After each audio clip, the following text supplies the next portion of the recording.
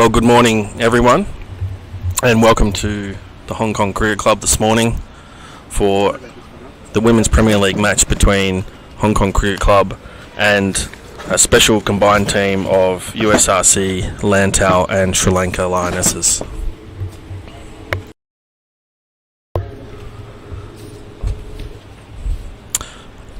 I'm your commentator today. My name is Michael Bradley, father of one of the players, and I'll later be joined by Nitish Hemlani, Operations Manager for Cricket Hong Kong.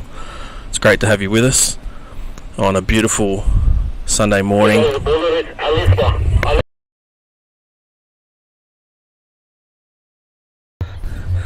Up at the Gap, it's about 28-29 degrees, beautiful day, very warm, and a gentle breeze, so very nice playing conditions. Hong Kong Cricket Club has won the toss and elected to bat.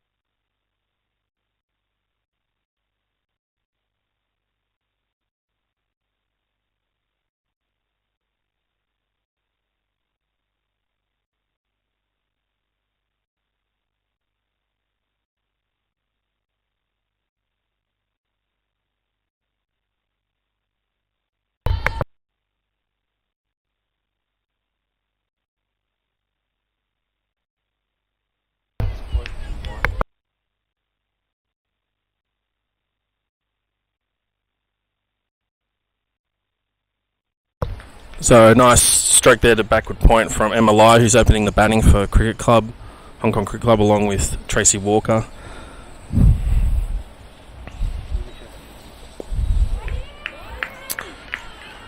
Nicely bowled from Alishba Carmwell, who's opening the bowling for USRC Lantau.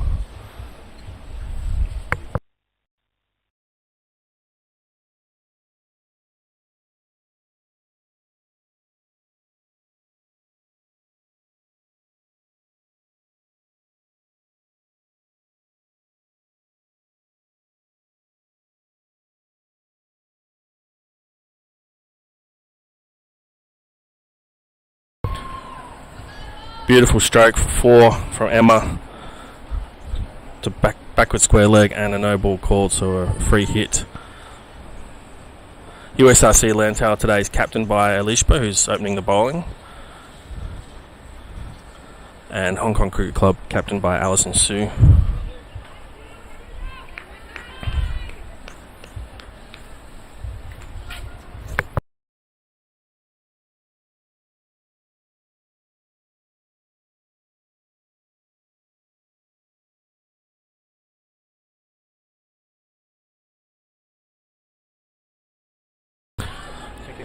And Alison's made the most of that free hit as they run for their second. Good effort to stop the boundary there.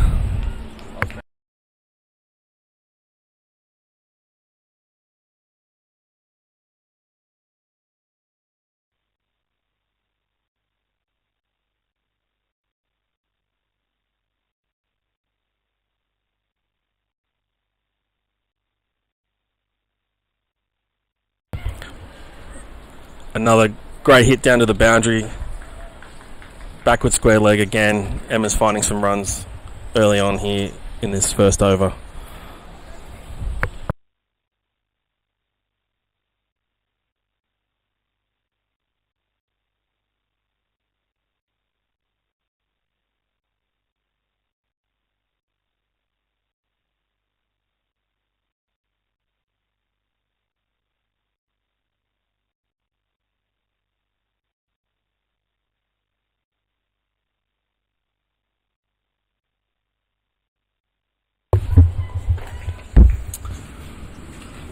a wide there, so another re-bowl for Elishba.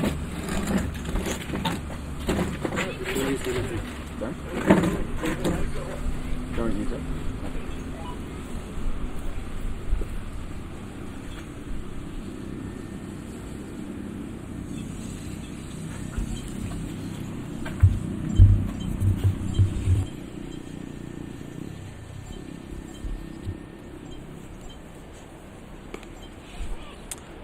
Nicely cut for 4. 3 boundaries in the over. And with 1 ball to come. A really strong start from Hong Kong Cricket Club.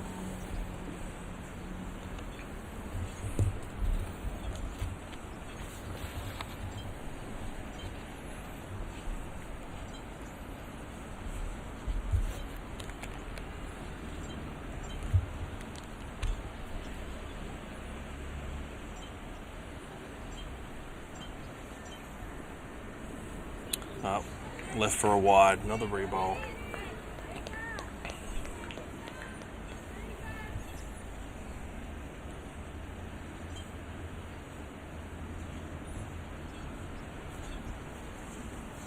They're really excellent batting conditions, so Emma's making the most of that this morning.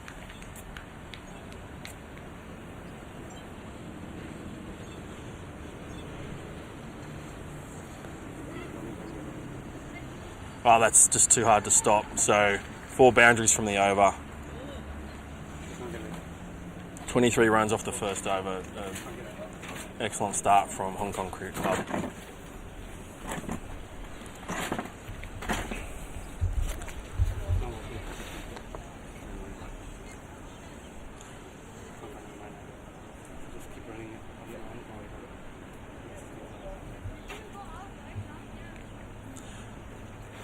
Last season, for the season, Emma's strike rate was 85 and high score of 34, so she's well on the way to beating that.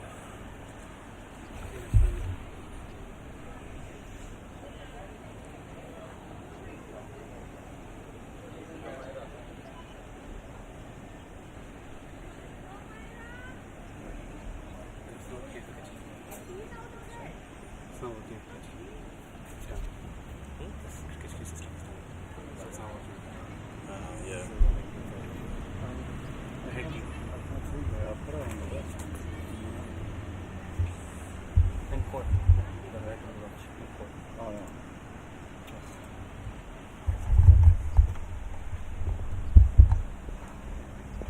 What is that?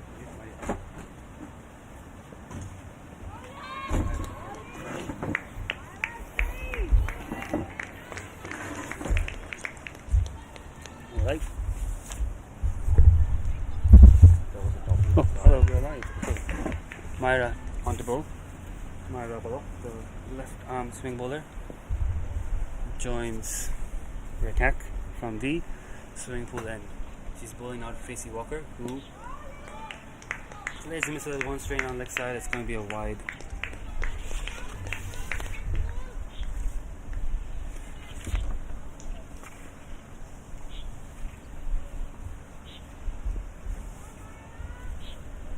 If you are joining us for the first time ever, we're attempting 2 simultaneous broadcasts of Women's Premier League's matches. The other game being played down at Tung Kwong Road. Myra now bowls in to Tracy in the patch, who plays it down the leg side. That's running away. Should go all the way. Yes, it has. 4 runs. So fast start here.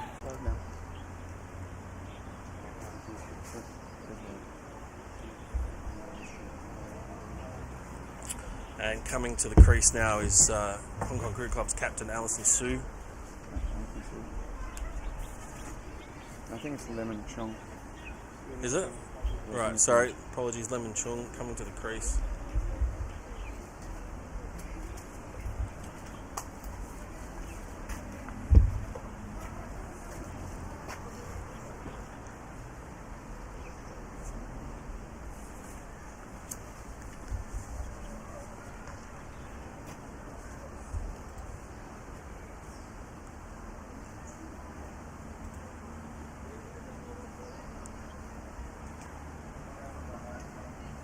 Can you check the score for me, please? No? It's correct, sir. Scoreboard, sir. Oh.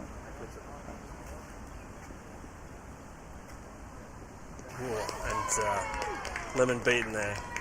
Liz was really finding her line here.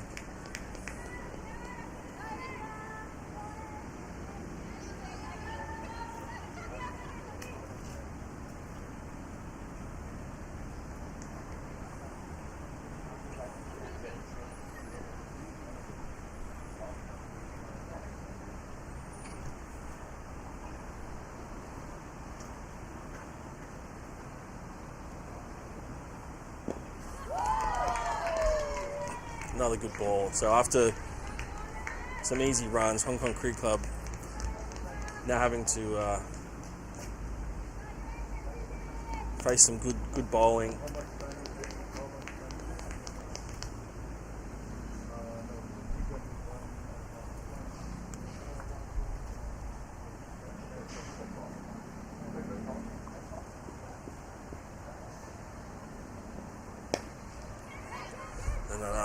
Just short of the players, and that gets Lemon to open her account just with the single. And could be some overs here. They're willing to take their chances, and they were fortunate there. But good backing up from USRC.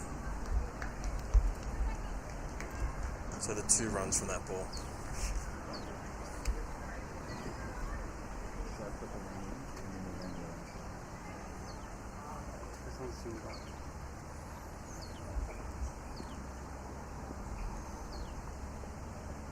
Fuller, and they saved that boundary just for the single. Well fielded.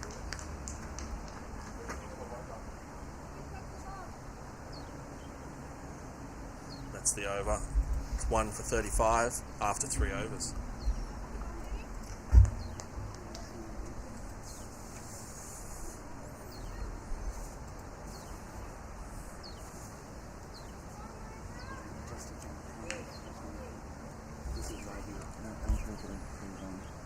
So Lemon to retain the strike.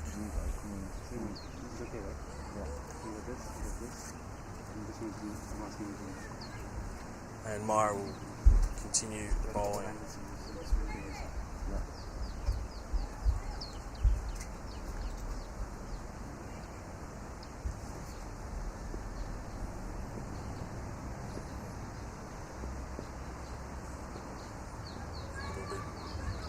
Down the leg side, and well batted away by Lemon, almost 4 runs. We'll get the 2, so saves the boundary there.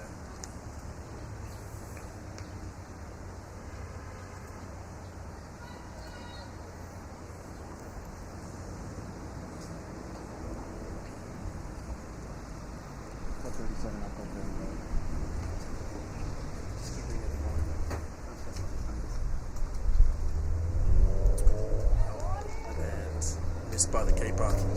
There'll be buys.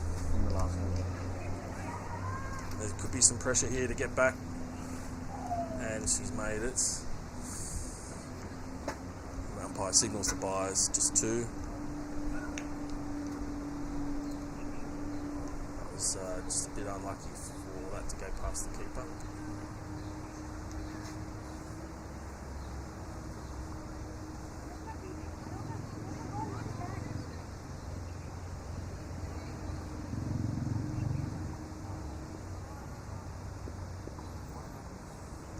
And great ball. She spun around and has gone straight through. Middle stump. Good wicket. So USRC able to keep the pressure on here. Hong Kong Cricket Club are 2 for 39.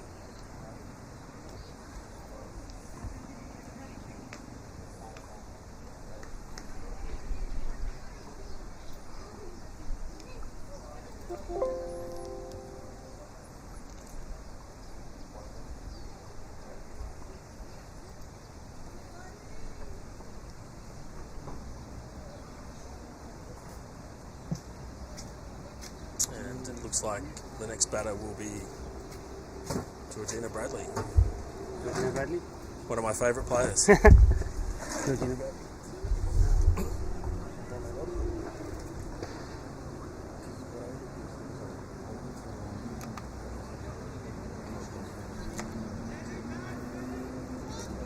USRC have done well here. They've slowed down the runs. They've kept Emma Lai off strike. That was where all the damage was being done. Those boundaries, and then put pressure on the other batters. So let's see if they can keep this up.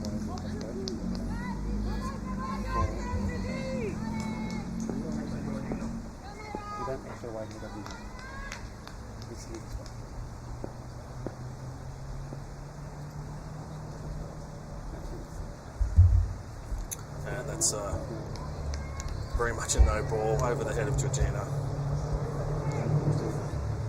Just it came out of the hand a bit too early. Maya will be able to correct that and reset herself.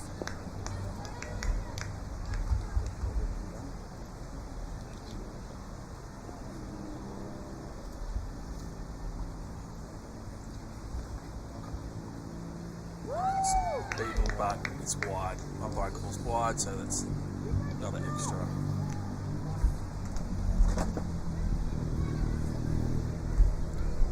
And Emma Lai back on strike.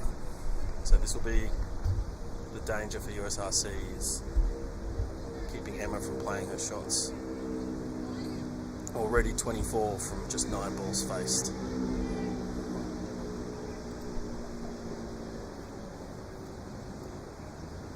And that'll be called wide and buys.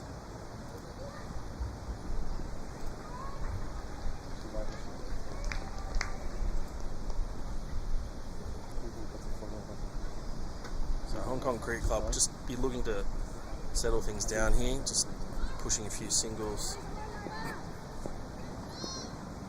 protect their wicket. Or another loose ball, that'll be a no ball. Free kick.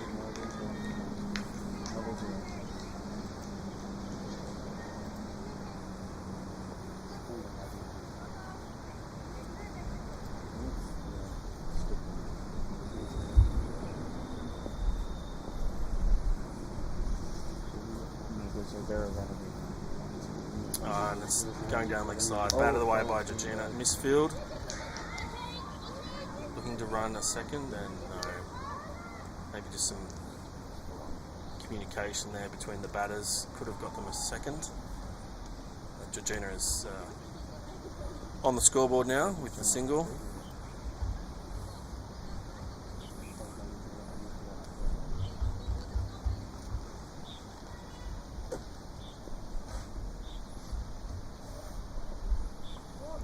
Another loose ball.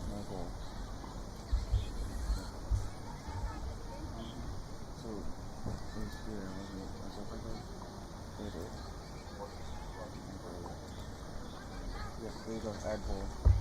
I go Before? after, right? So how you got the ball back to you? Now, where's the umpire going to call here? No, it's gone through. It's leg buys. Let's just skip past the stumps and the keeper there.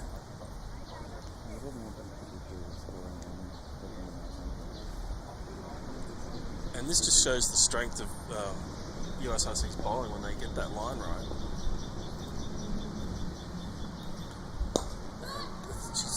Bradley's taken that loose ball and hit it away for 4 straight over the bowler's head.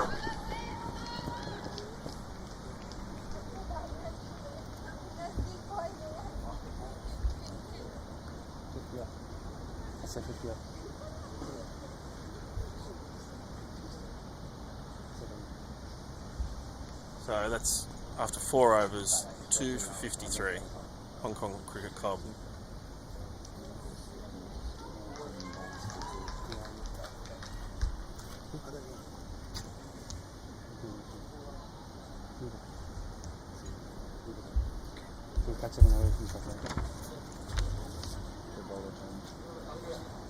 Sandhya Darshini is in ball, left arm medium. So Dashini, change of bowler. From the Sri Lankan Lionesses.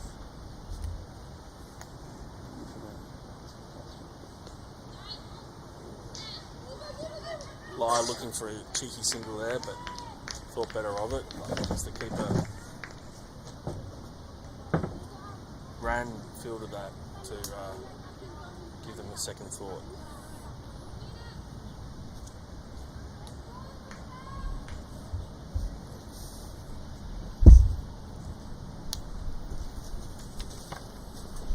And she's dealt with that. It's a bit short and put it out. Probably just, they've got a little bit of breathing space with the run rate, so they can probably afford just to start pushing some singles and twos again, not take too many risks, build a partnership. New bowler is good camera core.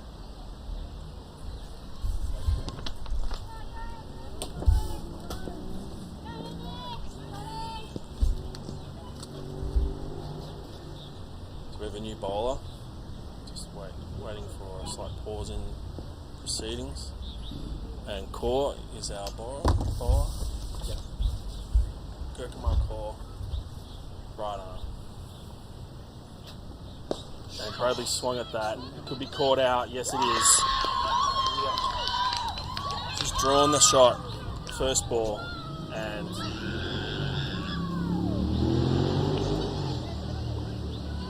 Bradley's out for 5. So this is really great bowling from USRC combined team, drawing these shots and getting the wickets. So Hong Kong Cricket Club now 4 for 57 in the 6th over.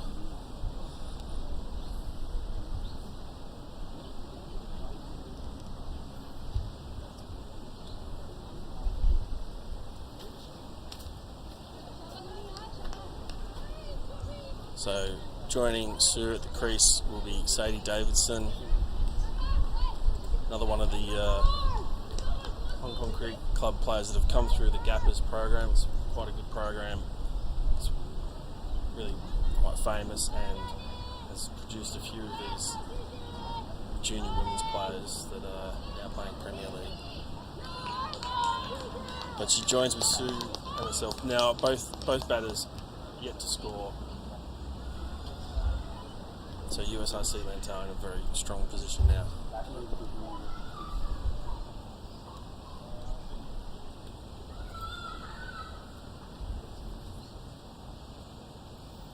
Full up ball and Davidson just swatting it back a little. No run.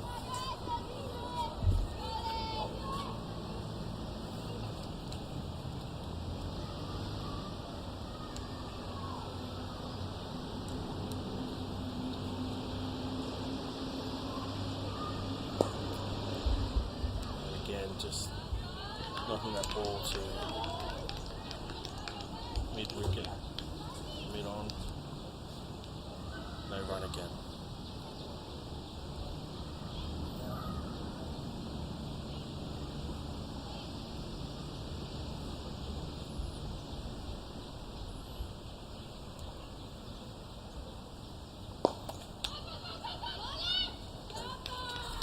Out to cover, but also no run, well fielded.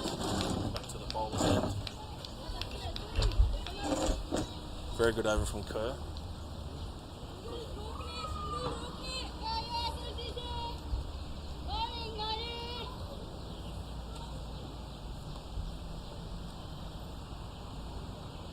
Full of ball, and that's gone straight through. Bowled for a duck. Really very good over, still with the ball to go. 2 wickets, no runs so far. What happened there? Nobody keeps scratching. The scratching keeps on.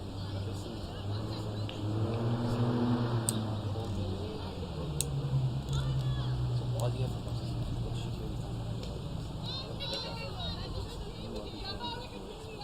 is scoring. You're over the score should be actually. Just good variation in the line and the length there. Just the batter's not sure where it's going to go and which shot to play, so well deserved wicket. Next batter out is looking like Maya Gardner. Scoreboard says otherwise, but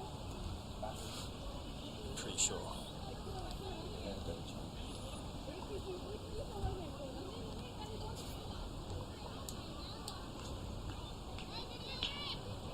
Is the new batter Maya?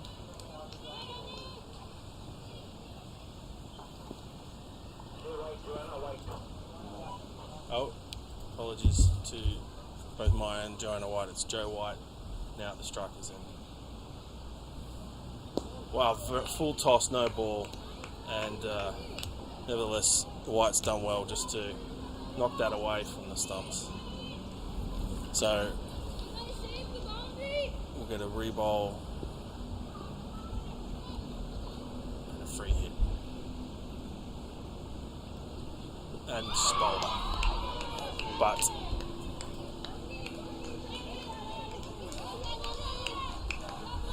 not out, free hit, and just a very strong over from Kerr there. 2 wickets and 1 extra for 1 run. So Hong Kong Cricket Club are now 5 for 58. What a power.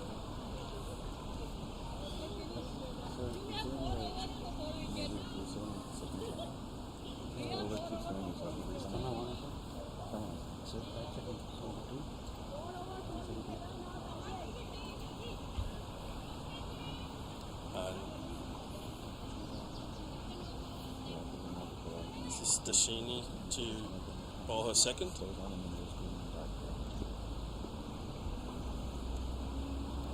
Oh, they got a mistake on the scoreboard. So they're 14, right? Scoreboard is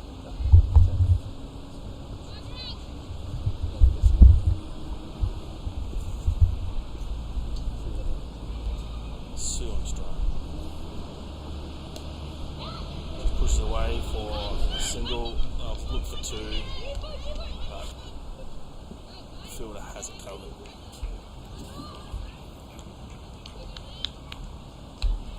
So amazingly, Sue has got her first runs after watching 2 of her teammates go. And White is now on strike to Dashini.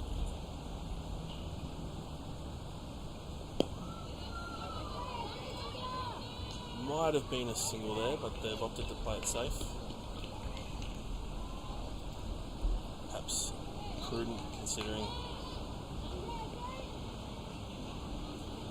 just the strength of this USRC team getting some good wickets.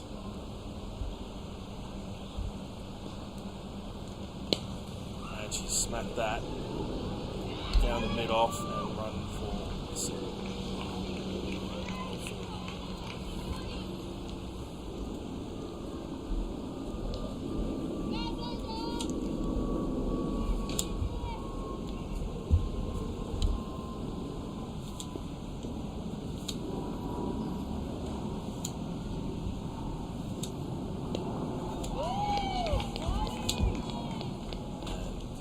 Dot ball there. No run.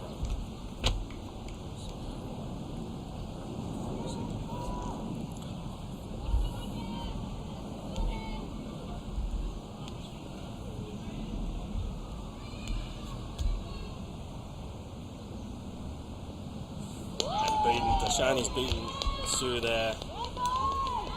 Nice tight over this one. 1 to go. Sue looking to start scoring runs again, and it's just gone straight through.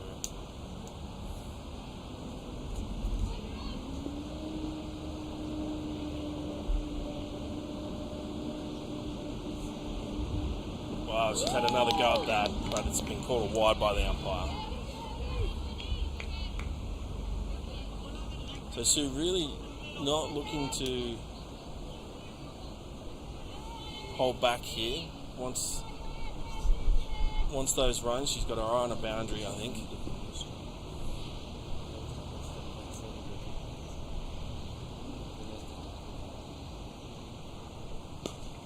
And she's gone for it. If this beats the fielder, but it won't. We'll get the single. And a solid over from Dashani. She's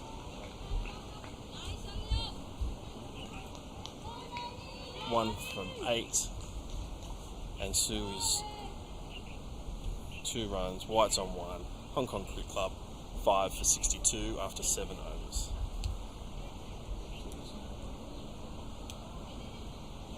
So Kerr's coming back for her second over after such a strong opening over. If Sue's looking to play shots here, she be interested to see how she goes. Fuller, and she's got that away. Well hit. Just to cover and a single.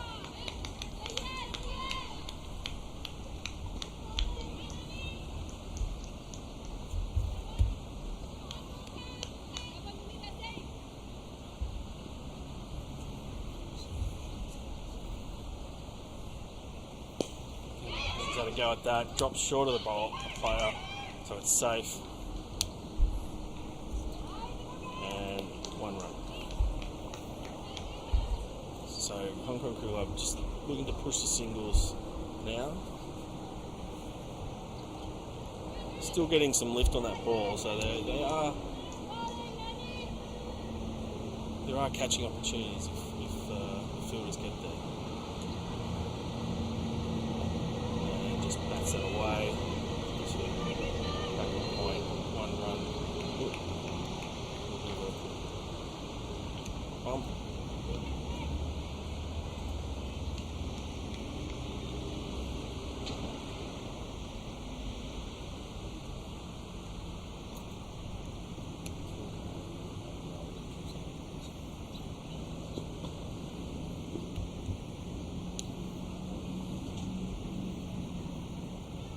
That's over the waist, we call no ball, or wide in fact. White just watch that slide past her.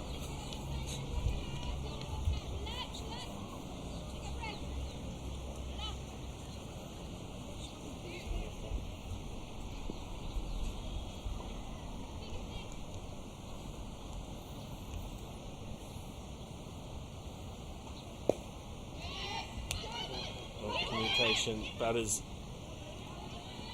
need to be talking. They've got the single. There might have been an opportunity to keep us in there.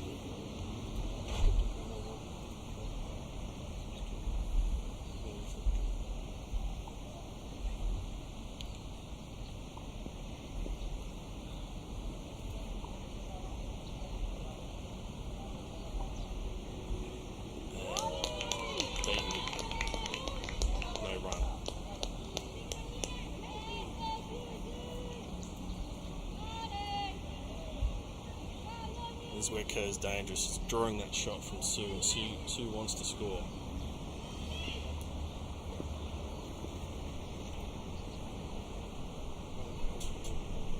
That's Fuller. Oh, out of the way. Single, safe, and no ball, so we'll have a free hit.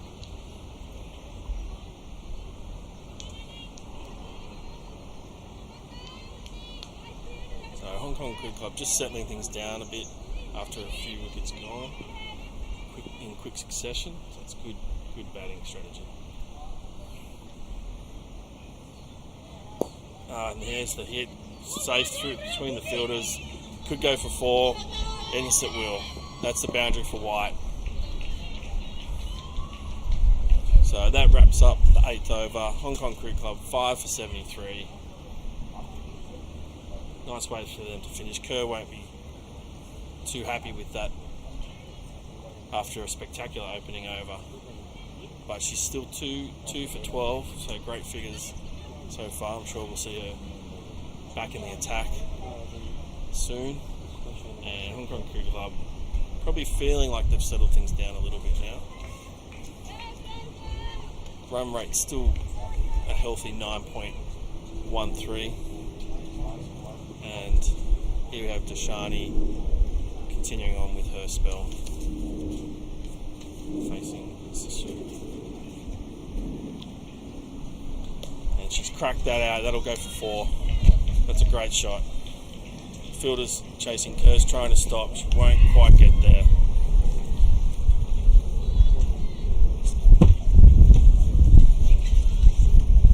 Just as the breeze picks up a little bit here, takes some of the heat off, although it's still really quite a nice day at the Gap. If you're watching or you're thinking of coming up, still plenty of cricket to play, so head on up to Hong Kong Cricket Club.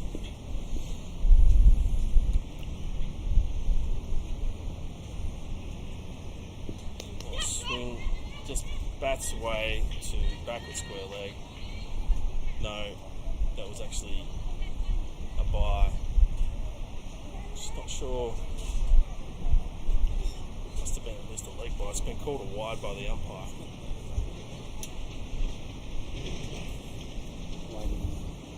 White facing now.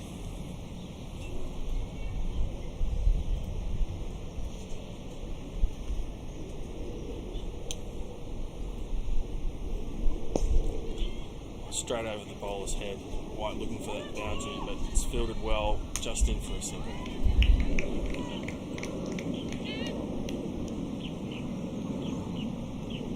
So good competitive match going on here between these two sides.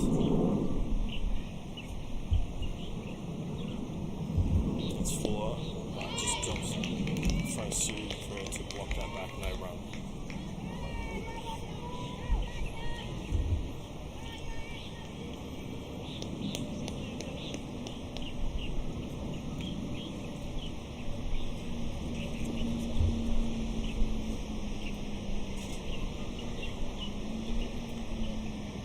Had another go at that, but it's been called wide by the umpire. So Deshani just looking to draw that shot, but giving away a few extras along the way, so she'll be looking to probably tighten that line up a little.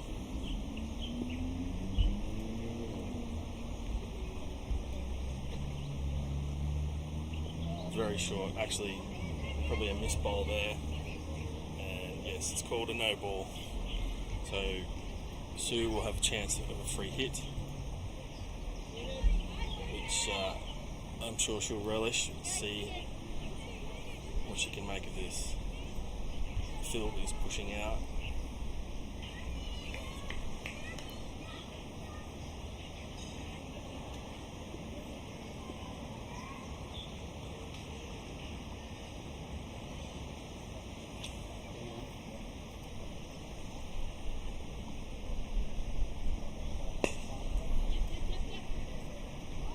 For a single, could be a run out, no, safe, 1 run. Still 2 legal deliveries remaining in this over. Deshani to White.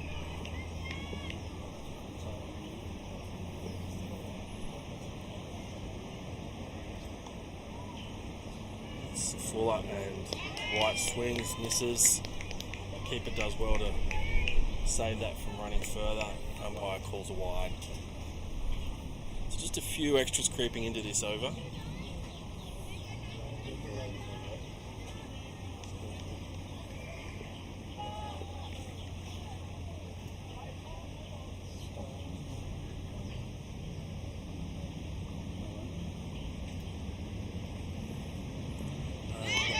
That's better. Taken by the keeper. Beats White. No run.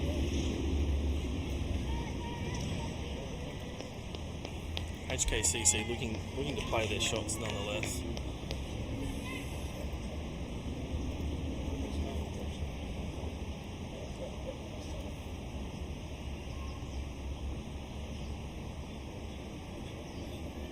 And it's dangerous, but it falls safely. White's got to run hard to make it, and she's safe for 1.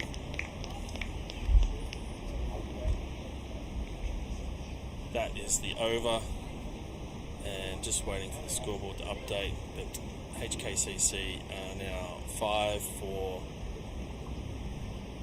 80 something, 84 it looks like.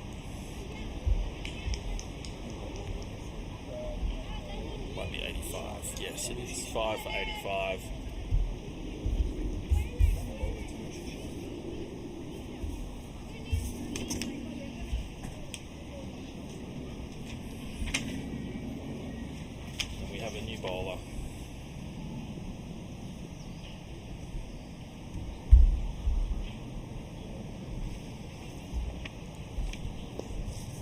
It's up in the air, but falls safely again. Tanishisha has started her bowling spell. That's a no ball and a single for HKCC.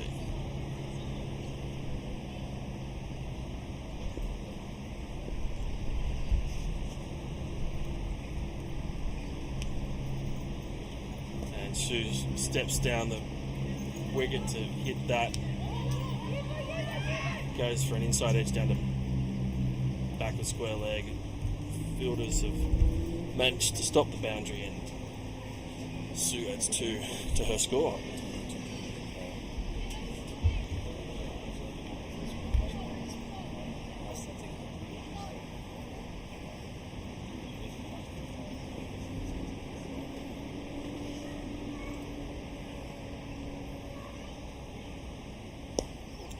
Well hit. Sue lands safely again and runs for the single.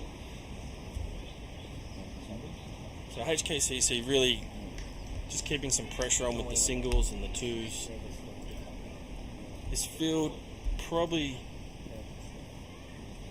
has pushed back but could come in a bit to get some of these catches. That looks like it might be wide. No, it's a fair ball. The batter's just lifting that ball, and it's dropped safely a number of times now, so it will be interesting to see what USRC do with their field placement if that continues. Well, that's a no ball from Shah.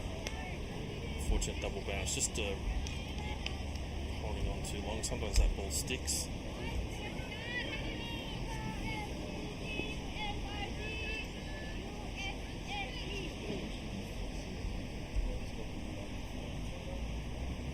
It's a better ball, and White's giving it a go. Well fielded. Oh. Just a loss of balance there. No pressure on the batters in the end. And HKCC add 1 run.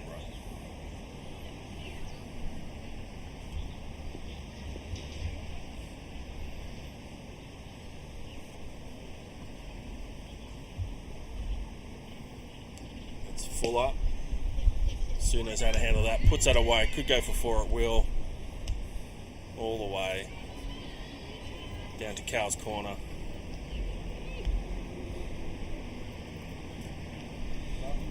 And Sue's been waiting for that loose ball. Saw it coming. Just dropped the leg, the knee down, and dealt with that.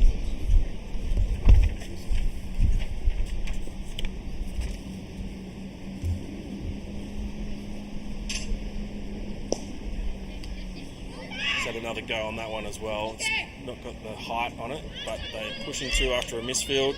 Could be something on here? No. Just couldn't get that ball back in time. It's a little bit of a momentum swing back to HKCC. They're now 5 for 98 after 10. They'll have a little drinks break. Natish, your thoughts on the game so far? Exciting first half. 98, 10 and over, 5 wickets. 5 wickets in the power play, but they seem to have stabilized a bit. Apologies for slight technical issues on the stream. We are trying to resolve it. This is the first time ever that we've broadcast live from two games, 2 grounds. We've got a game happening on Ting Kwong Road as well. Unfortunately, our scoring platform is down too, so you can hop onto YouTube for a live update how that game's going. Right now, this game very well for the big trick. Stay with us, we'll be back again in a couple of minutes.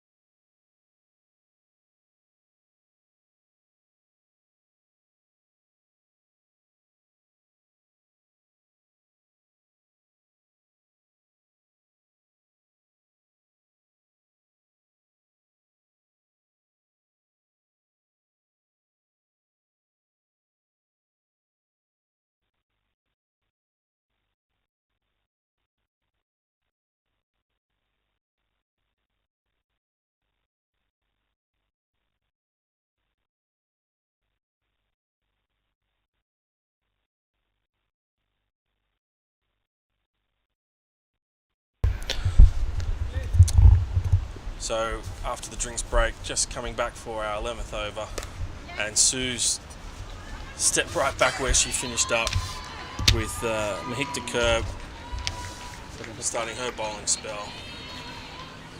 Just a single. And that brings up the 100 for HKCC. Sue now on 20 from 20. White 11 from 14, facing Kerr. That's a little wide to me, but umpire calls a no ball.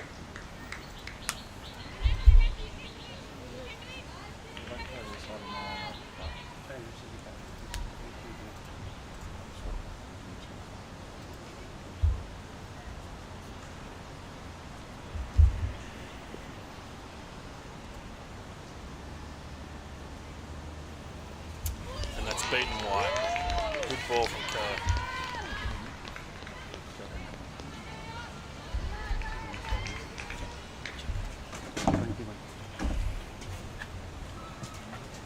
No run.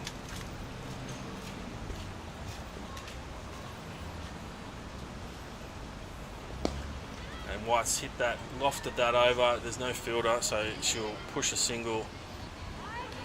Again, HKCC just lifting that ball, but always landing safely. I think that's an opportunity for USRC-Lantau.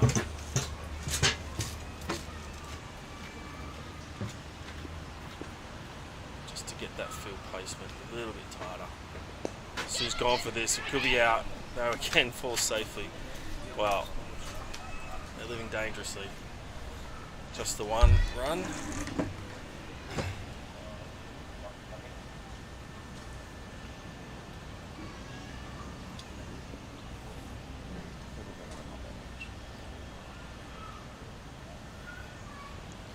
Oh, that's bowler. Clean bowler. Slower ball.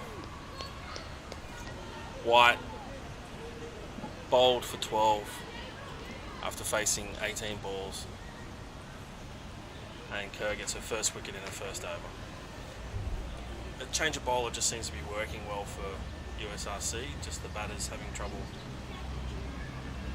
picking the variation in length and speed.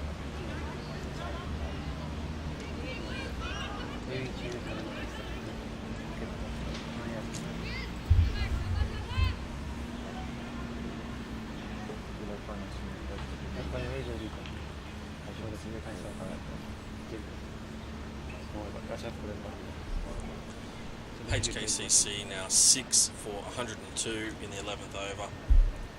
So wickets starting to become a bit of an issue again for them. It could be the first time USRC Lantau all 10 wickets in this competition. So they're really excited. Well, their tails are certainly up, but there's a good energy out there on the field. They're really encouraging each other. I think that's helping. The new batter out is Maya Gardner, another one to have come through HKCC's junior development program. She just wins that safely.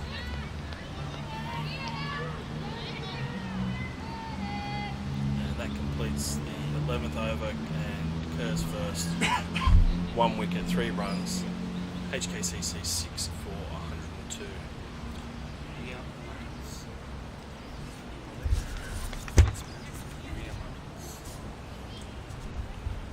So another change in bowler for USRC. This tactic is working well for them. Could be another wicket this over. We have Ria Martins to bowl spin to Sue on strike.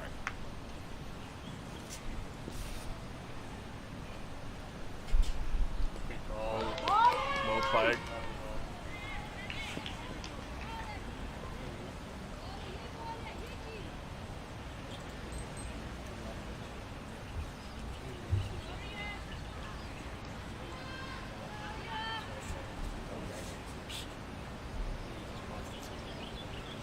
That's also very well bowled.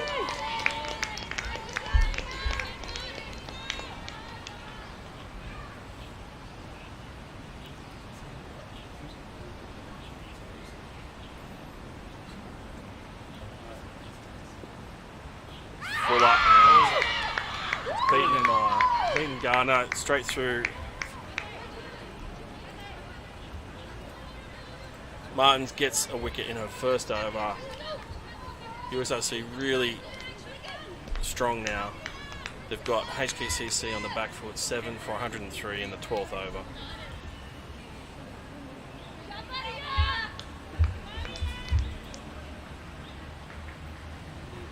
HKCC had real risk of not buying out the 20 overs here. Tell you what, USRC 120, they backed themselves. Not a big score, it's more than they've scored in this tournament so far, but I think they'll have that belief in them. Very Chan, you better. Yeah, and I think on this outfield too, they're a real chance if they get a few boundaries. One or two batters get stuck in. They have a couple of players who are capable with the bat. They just need to get stuck in. One of them builds a big partnership. They could pull off an upset. HKCC, one of the pre-tournament favorites. Not even at full strength today. They're still missing the legs of Tammy Chu. Rishi Venkatesh is back in Hong Kong. Might be playing a game for him soon. Missing a few of the other players who have moved overseas in recent times. USRC-Lantau, one of the newest teams to be playing at this level.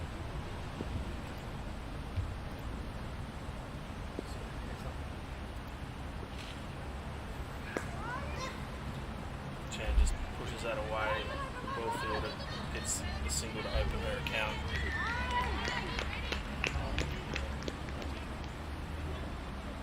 Yeah, and I think just the enthusiasm does a lot. It helps them shift that momentum back towards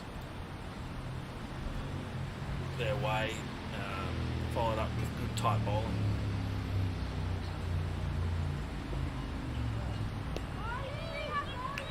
So just pushes that to square leg for a single.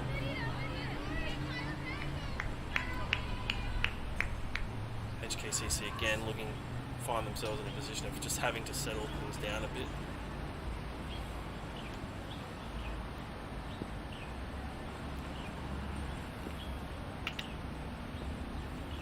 It's a full toss and Chan bats that to backward square leg. They'll run one, looking for two, but Sue's having none of it. And the fielders rush in, air runs, backing up.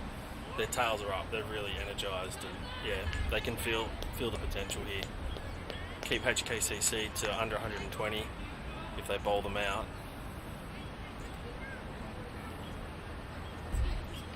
And they're in with a chance.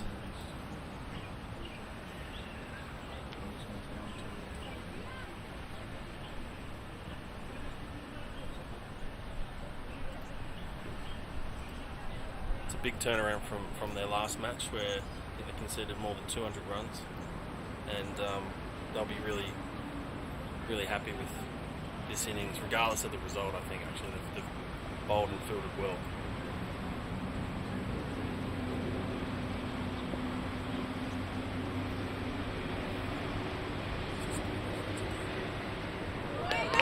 Oh, that's close.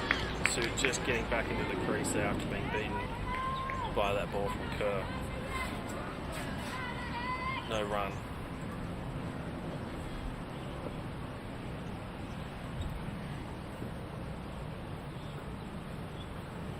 Fuller just blocks that quick single. Sorry, it was Chan on strike, apologies. Now Sue.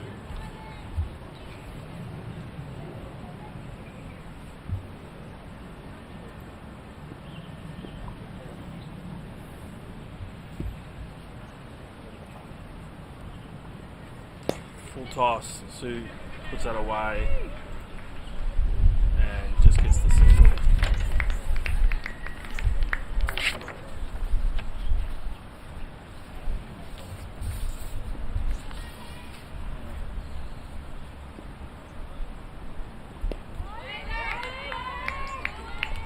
Good line, Chan just batting that back down to the bowler, no run.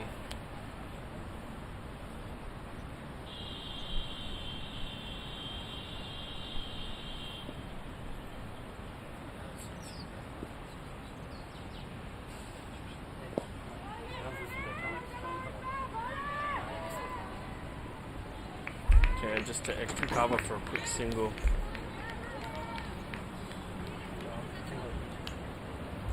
Last ball of the over.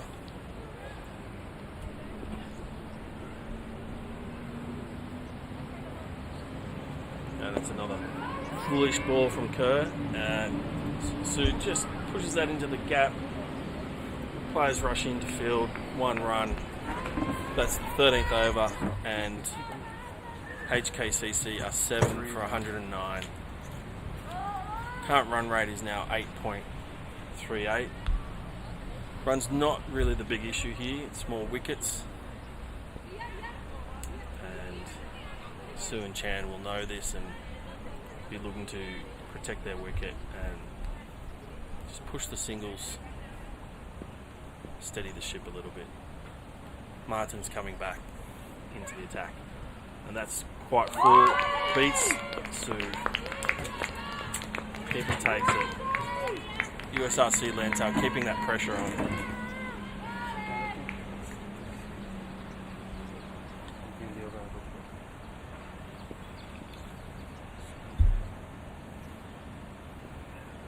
That's a good ball, but Sue handles it, dispatches it, and then we've got a misfield. They could come back for the second. They will, and they'll easily make it.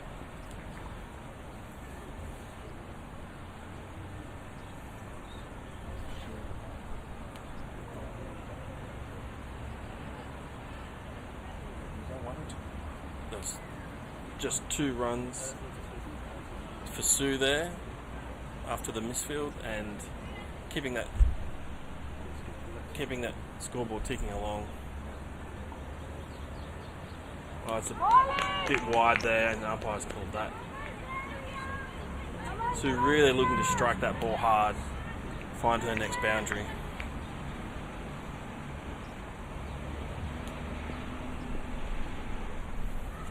She's already got two 4s, and this could be her third. Goes backward leg, and yes, it will go all the way. I can see just hitting the rope now. So that does bring up Sue's third boundary. She is 30 runs from 30 balls. So this innings of hers will really prop up the HKCC innings if she can just stay in and she can hold on to her batting partners.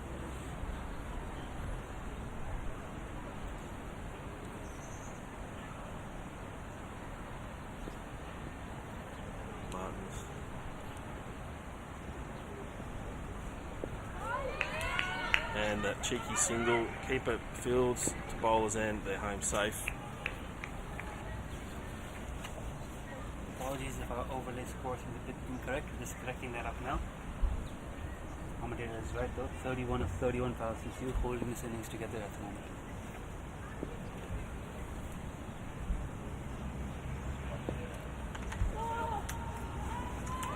No run.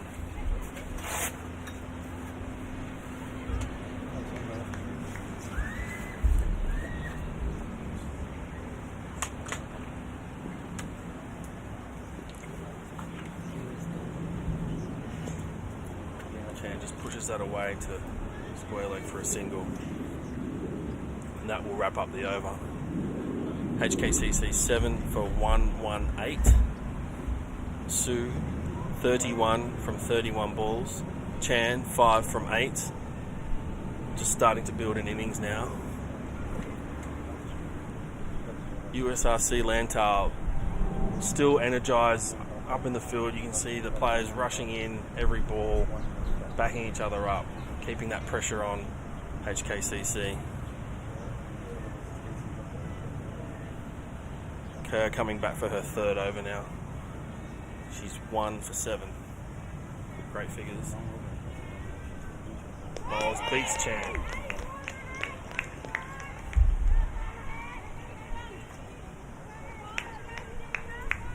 So HKCC just struggling when the line and length is good. They're just not finding that sweet spot on the bat. That's full up. That's troubling though. No, there's an appeal. There's going to be a run out chance here. And just missed. Bit of luck for HKCC going their way.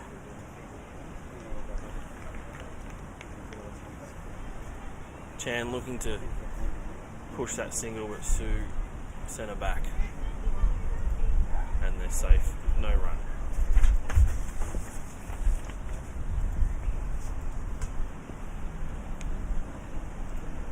Oh, beaten. No run as Kerr just sneaks it past Chan looking for a late cut.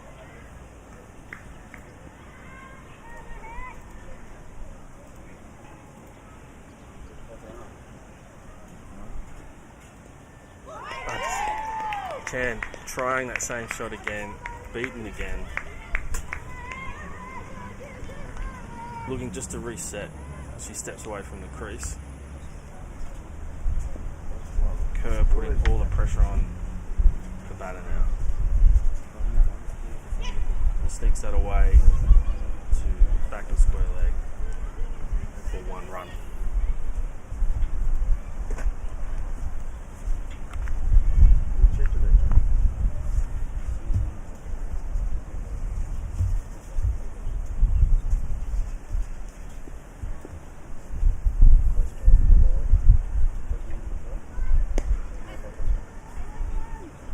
Just knocks it out to cover for the single to wrap up the over. Not a bad over, 6 runs from it. No, 2 runs from it, sorry. And HKCC are 7 for 120, with Martins coming to bowl her 3rd over.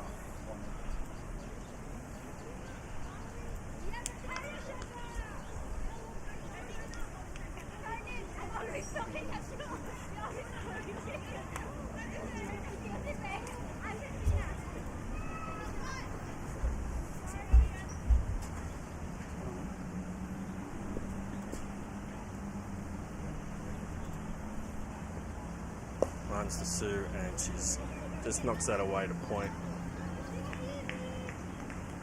Cover actually, and they get the single. So this game, this innings sort of in the balance as HKCC settle themselves, but still looking to play shots, and that's the opportunity for USRC-Lantau.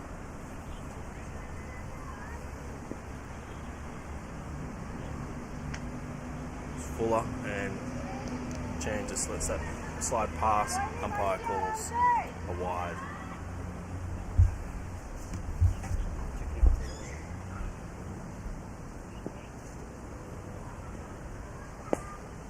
And she's had a hit and catch. She's out. No, dropped the catch. Again, Chan just putting the head back. She's gone for it, and in the danger zone, she's got a life. Sue just knocks that away to the offside, and they get another single. That run rate just hovering at 8. So another single, good throw in. Hovering around the 8 mark. They've got that buffer from the strong first 2 overs where they piled on about more than 30 runs.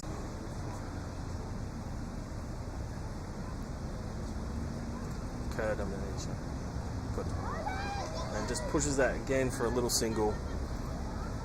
Petwani off the strike, gets her first run. No, it's not. Sorry, we've got that name wrong. Looks like it's Ramina Saws.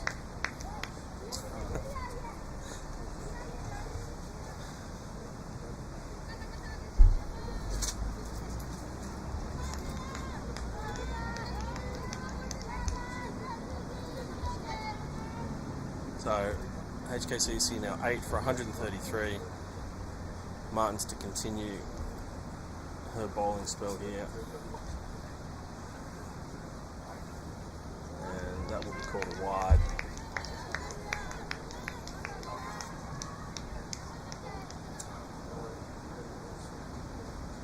I think USRC-Lantau will be looking to keep HKCC get below 150, but sort of just bats that away. Just square leg for the single.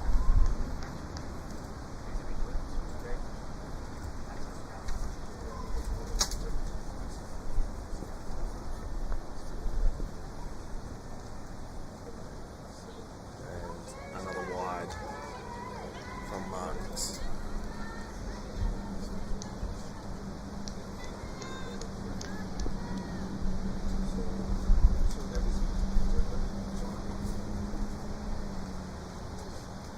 So that marks the third wide for the over. Martins will be just looking to want to reset here.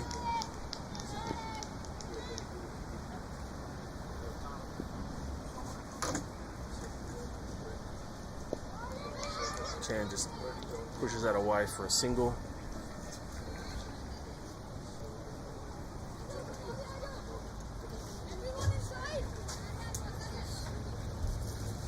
So they're bringing the field up now. I think that's a smart move by USRC-Lantau. Soares lifts that little, get this push for a single, there's pressure. Good fielding. Is she home? She's safe.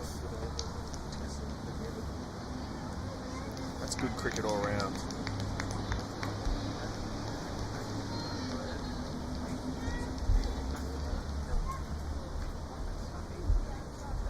So Soares has been playing cricket for just 4 years now. Interestingly, she learnt to play on the street in India. So some good cricket DNA there, and the single to Chan.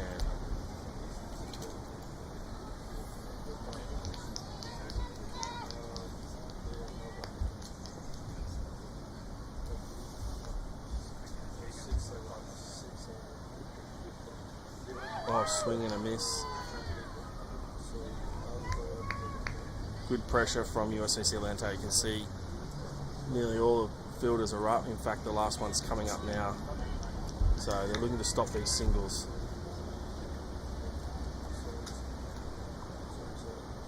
Yeah, that's going to be called wide. Not much the fielders can do to stop that. Just one legal delivery required to complete this over.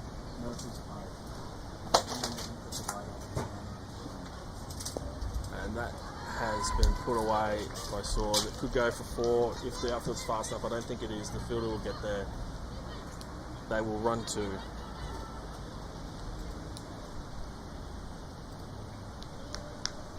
And that completes the 18th over. HKCC 8 for 143. Chan is 16 from 22. And Soares has got 2 runs from just 3 balls face. So HKCC, I think they'll be looking just to bat this out. Chan has got her innings start and can probably push another 10 or so runs as Gencor comes back into the attack. They'll be looking for a wicket here to Chan. She leaves that as the umpire calls wide. So Cor has 2 for 12 after 2 overs, 2 for 13 now. Bowling from the other end for this spell.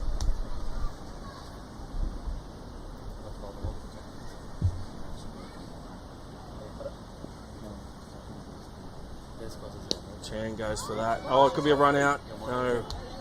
Soares was halfway down the wicket and Cor went for it. Unlucky. And good running to get the single there for HKCC. Good fielding from USRC-Lantau.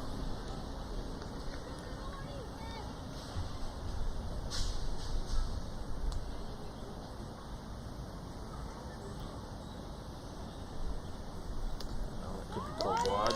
No, fair ball. Just beat Soares down the leg side. Keeper takes it well.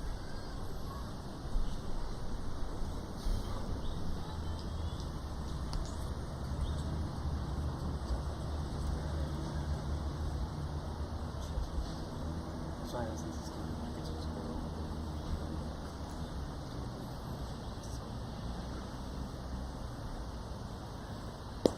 I'll just whack that back past her batting mate. I'll get the single. The fielder picks it up. And just pushing that run rate along. Still just below 8. So 160 looks like a pretty likely final score for this innings, which is respectable and easily defendable. And that's called wide. So I think the extra's just starting to creep back in, hurting USRC a little bit.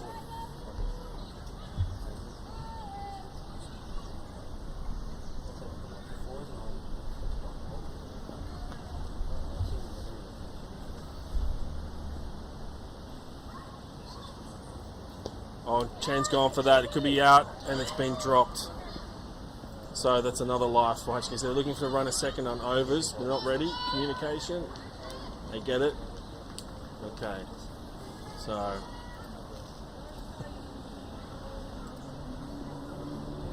I think Chan was just relieved to survive that and wasn't looking for the extras, but Tools caught it and they got it.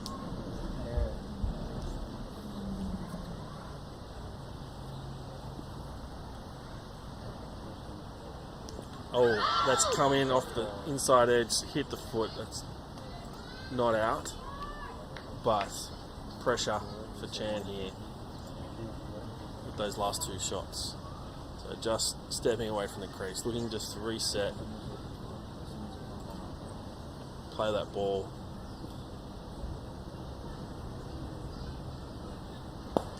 And a bit of a Yorker, she handles that, but straight back to the bowler, no run. And that brings us to the final over of this first innings. HKCC is still 8 for 149. Betty Chan 19 from 26. Source 3 from 5. I'll probably be looking to finish around about 160 here. The field is dropping back as they expect some hitting. So it'll be interesting to see if HKCC just keeps with their current strategy of 1s and 2s.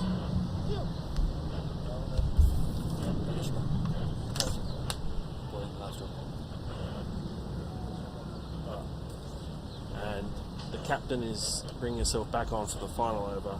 This will come well to Saws. But he's looking for the run. She's gone down the wicket a long way. Campbell collects that and no run.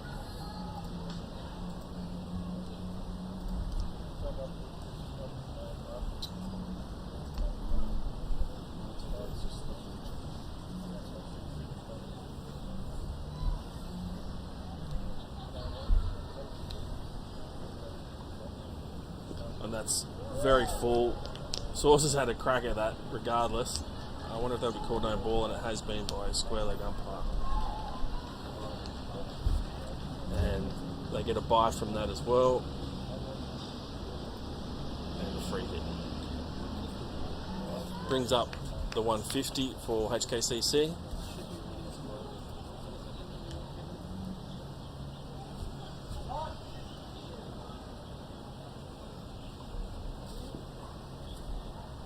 Umpire signals the free hit. Come on, Chan. Well, it's dropped short. Just run for it. That's a bit risky. So dot ball off the free hit. Pretty hard to play that one actually. So smart bowling. Not sure if it was deliberate, but it worked. Had the desired effect.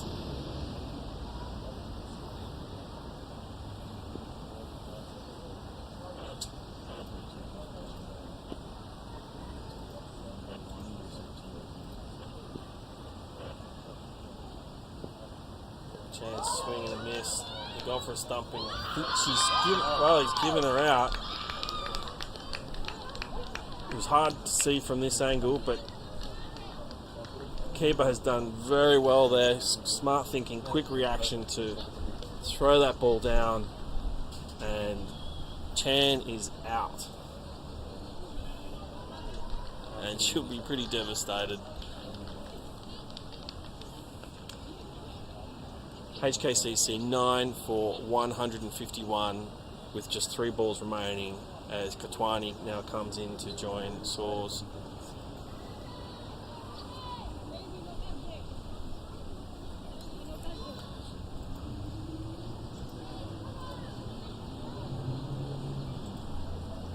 And USRC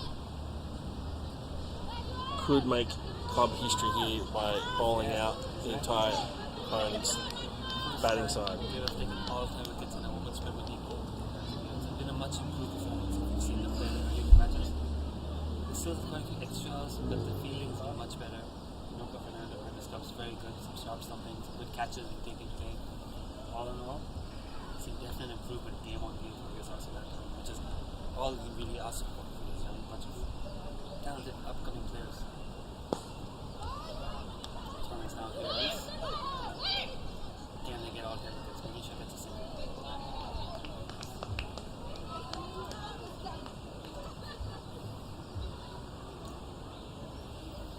Mooney Suarez now plays the convertible ball always. Been a bit of a glitchy day here in HKCC. Those trying to follow the live stream, thank you for bearing with us. There's a brand new attempt to try and live stream 2 games at once. Will get better here on in. White balls, so another couple of balls left in this over. USRC Lantau a bit slow on the over rate today. It's taking them about 91 minutes now. We're into the last couple of balls. There has been some good calls attributed to them. A lot of new faces involved. Instruction, new match referee, new third umpire. First time 2 simultaneous broadcasts. It's a learning experience for everyone here. Some high quality content in the seasons to come. Lishma again beats the outside edge, lovely ball. I think this is what we're talking about. The improvement as you can see, they're still given some extras, but balls like that, the whole world. Yeah, I think the bowling overall, notwithstanding those extras, has been very impressive, as evidenced by the wickets, number of wickets they've taken.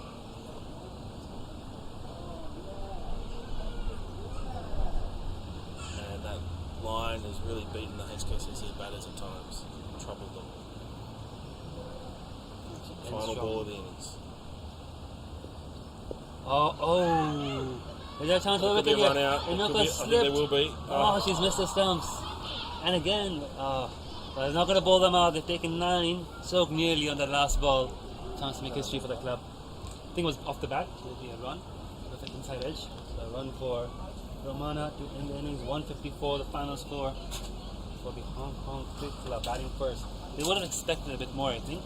But at one stage, they lost 5 wickets in the power play. So to recover from that and put on 150, they'll be happy with that. Since we're putting innings together.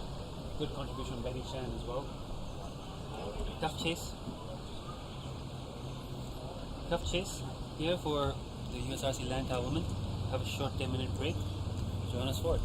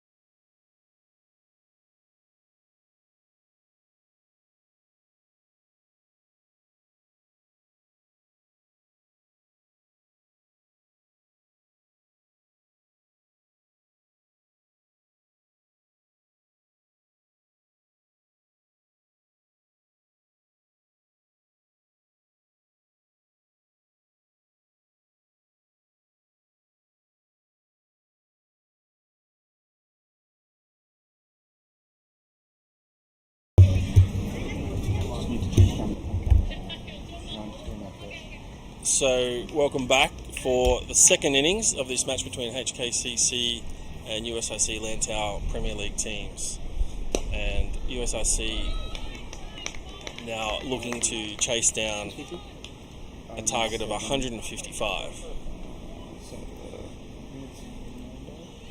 Opening is for Nando and non-strikers then is Martins.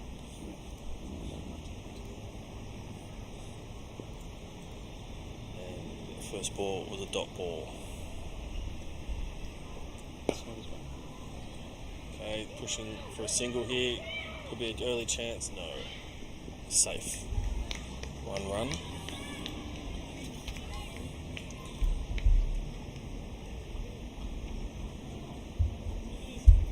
Down the bottom.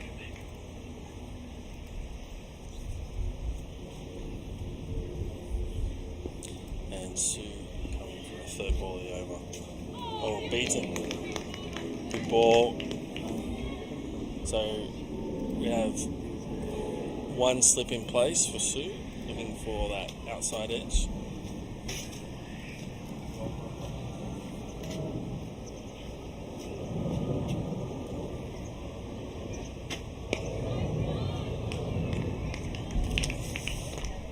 Another dot ball as Martins just pushes that out to mid-off, fielded by Gardner.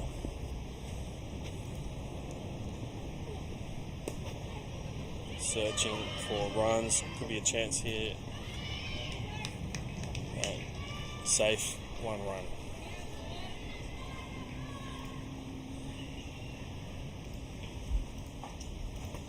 So USRC-Lantau looking to score just under 8 and over for a winning innings.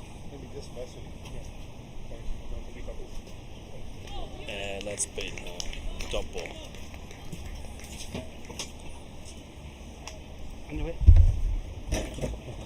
So first over completed. USRC-Lantau none for 2. Yes, Betty Chan, bowler number 2. Hong Kong national team frontline spin bowler. Bowls with a new ball for Hong Kong often. No surprise she's taking the new ball for the Hong Kong Cricket Club.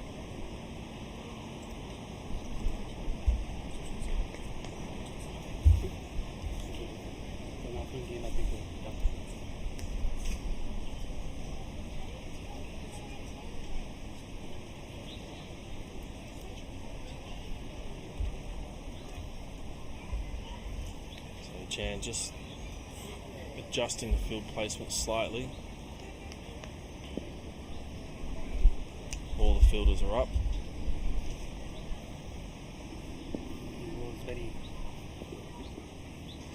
Oh, there's an early appeal there.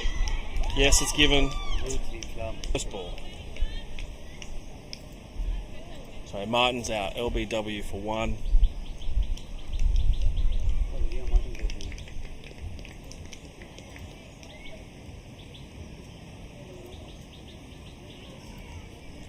HKCC strikes early. They'll be happy with that. They want to move through the middle order quickly, the top order quickly to get to the middle order. They will be able to wrap this game up very quickly. I think the new batter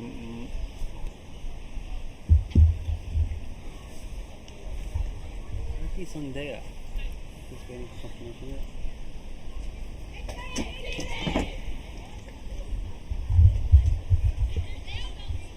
So Carmwell coming to the crease. Should not be. No. I think the scoreboard hasn't got there yet. Might be Sandhya, number 14. Yes, it is Sandhya. Sandhya Dashini. Okay, Dashini now on strike to Chan with an early wicket. Chan. Probing away, first ball on the money. Perfect landing.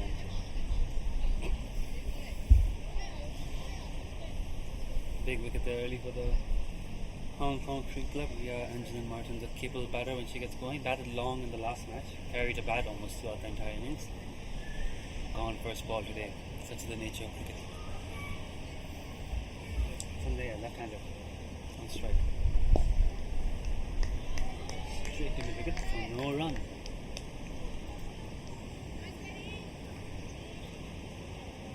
Strong HKCC team here. A couple of players already capped for Hong Kong. Betty Chan, Lemon Chan, Alison Siu. MLI, of course, gave them an excellent start today. 28 of 14 strike rate of 200. Nothing off to a flyer.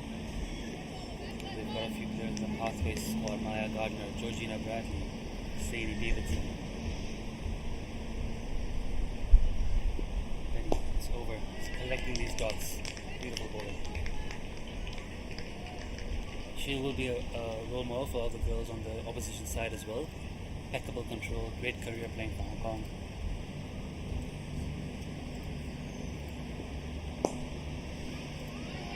It's working the cover, great diving stop there. And I think that's the great thing about this Premier League, expanded Premier League, is that they get to play each other, and face, players of a calibre they wouldn't normally get to see. Exactly. A lot of these players play Division 2 in regular league cricket. Thanks to Premier League, they're getting not just to play Division 1 but play on turf. What an effort there from, I think it was Alison at point, diving, stuck her hand out, almost grabbed it before it touched the ground. Actually got a hand to it, it seems. It just spilled out as she landed. Skewed outside half of the bat, but nearly got the wicket maiden. Sensational start, Betty Chan. And speaking of, getting these developing players exposure to higher calibre players, I'm joined today by Neil Gardner, who's father to Maya Gardner. Maya's one of the junior women's development players that have come through HKCC and also the development pathway for Cricket Hong Kong. Neil, just getting your thoughts on just sort of the programs now and the support that the players are getting, particularly for junior girls cricket. Yeah, thanks, Michael. Pleasure to be here. There's a chance. What a catch! Sorry, Neil, just as you were getting going, we've got a great wicket there. Was that Tracy Walker that took the catch? And Carmel looks like she's gone for no runs. No cut.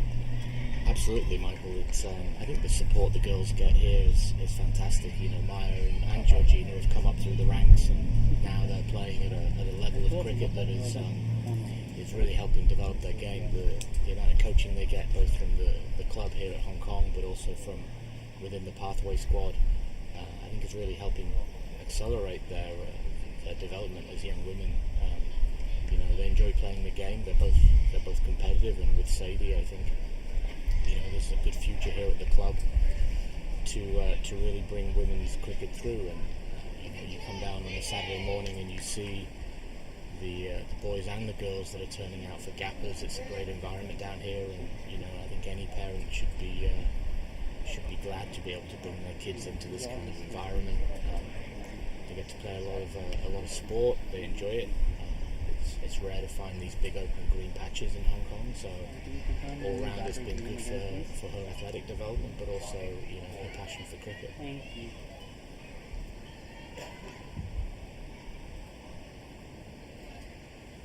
Yeah, I agree. And look, there's been a whole bunch of people around them that have really driven their development, and both, as you said, at the club and at the national level, and under the purview of the ICC now. I think Hong Kong's development program is really taking off. Oh, absolutely. I think it's actually quite funny, because when Maya broke through into the senior teams, both for her and Georgina, they were playing with women who have given their time and come down and taught them since they were 6 and 7 years old. So, the support environment they get from the players that turn out on the afternoon to play for the adults who give their time to come down and coach the children. And then as they've matured, the team at Cricket Hong Kong with Coach Sacklin and Coach Pickett, it's unbelievable the access they get to quality cricketers, and that obviously rubs off on them and how they prepare for games and prepare for matches. So Lara just having a wide call there after Kerr had pushed that single down to extra cover. And USRC currently 2 for 4. in the third over. And almost an opportunity there for the keeper.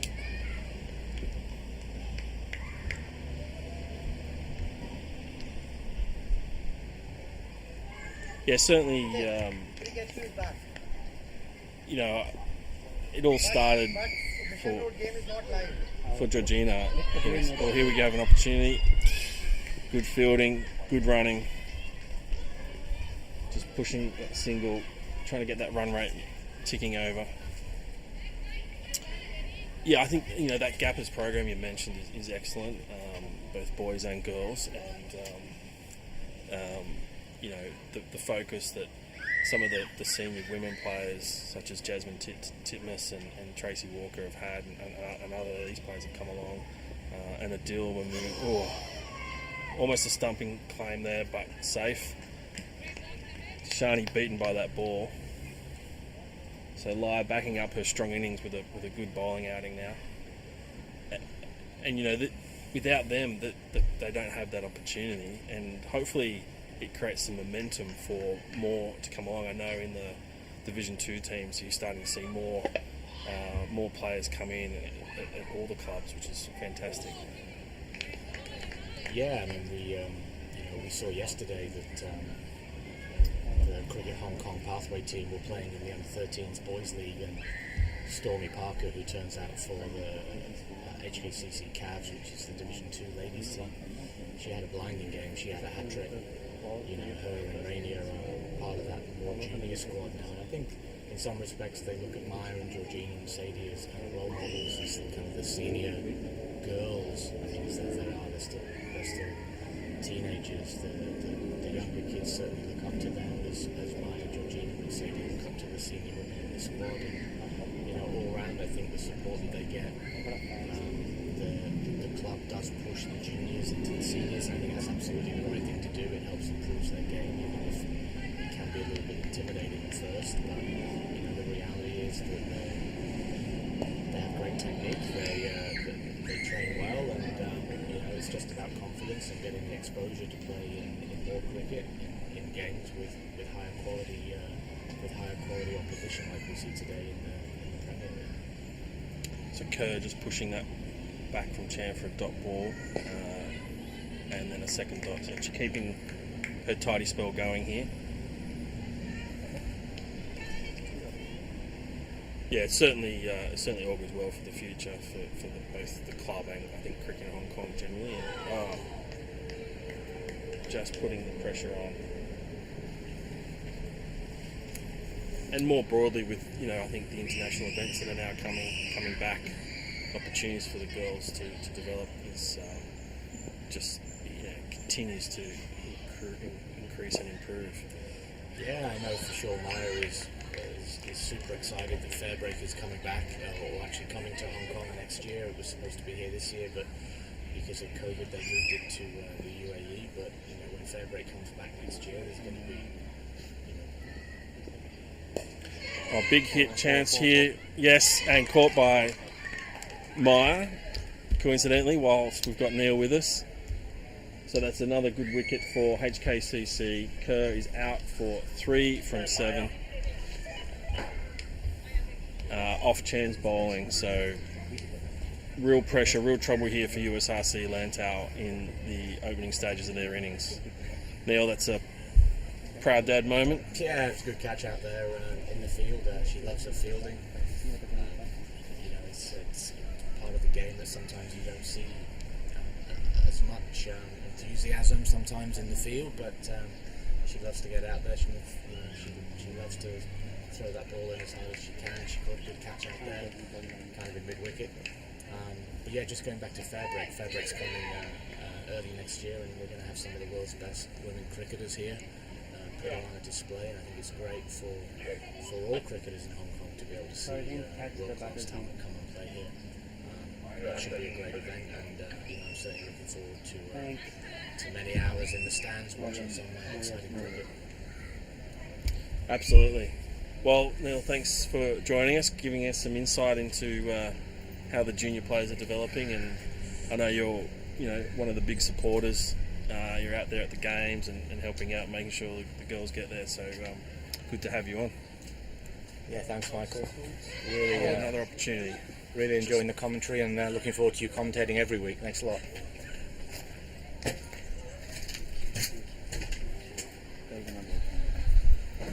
Another wicket maiden. 2 wicket maidens in a row. So we have an interesting statistic here. Betty Chan has just bowled 2 wicket maidens back to back. I don't know if that's ever been done. Who knows? I'm sure someone with a good database can figure that out, but that's just fantastic bowling. Bit sad for USRC-Lantau though. They're now 3 for 6 after 4 overs. The required run rate is not on the board, but it's high. It's probably work it out. Yeah. Format is 9.3. 9.3. Yeah, at this point, it's similar to the earlier batting efforts in the competition. They're really just trying to get through the 20. Batting is not their strong suit at the moment, especially because USRC are missing some of their best players. Kulbir, Shweta are not available. They've got Gencor, who's missing as well, another young upcoming batter who's in the squad but hasn't been able to play a game yet. So there's some players missing in this USRC-Lantau combined team. So at the moment they're just looking at trying to bat out the 20 overs and get as much time out there in the middle as they can, facing some quality bowling. Alison Sue. Manisha Kotwani stopping that with a feed, bit of mix up. Chance of a run out at the bowler's end, but in the end just a top ball.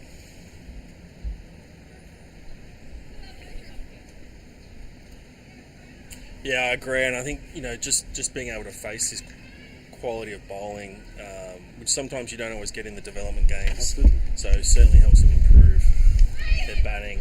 Down to Just flicking that back. Manisha 5 points. chases it down, trying to chase it down. Manisha, they've got one. He's passed it to Jonah, who's also fumbled it, and they've got 2. It's a bit of teamwork there, but doesn't really save many runs. 2 runs for USRC-Lantau. And it's true, it's not just the quality of bowling. A lot of these girls, most of the women's league cricket in previous years has been played on AstroTurf down at PKVR Reservoir. Because of this new Women's Premier League, a lot of these women are playing cricket on turf for the first time. So we've got 5 teams playing a round of T20 games with a final on turf, best grounds in Hong Kong.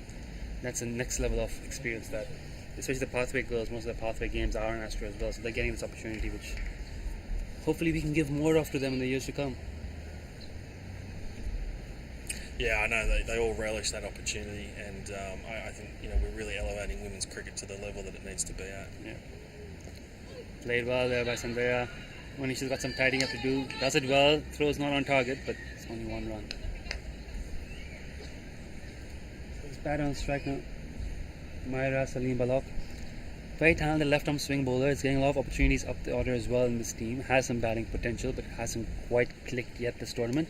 She'll be hoping to get stuck in and make a contribution today with the bat. She's bowled well. Again, the extras need some controlling, but she's bowled some very good deliveries. Has troubled even the likes of Keanu Gill in this tournament. Connie Wong.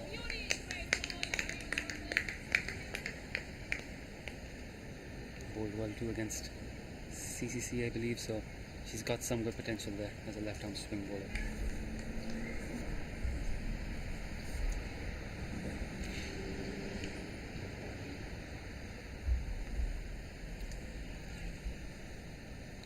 And then again, good connection on that one. Tracy gets a foot down in time. Saves a definite, 2 runs I think if it had gone through her. At least, yeah. A lot of foot fielding today, but it's effective. It's working. So there's no injuries. Exactly.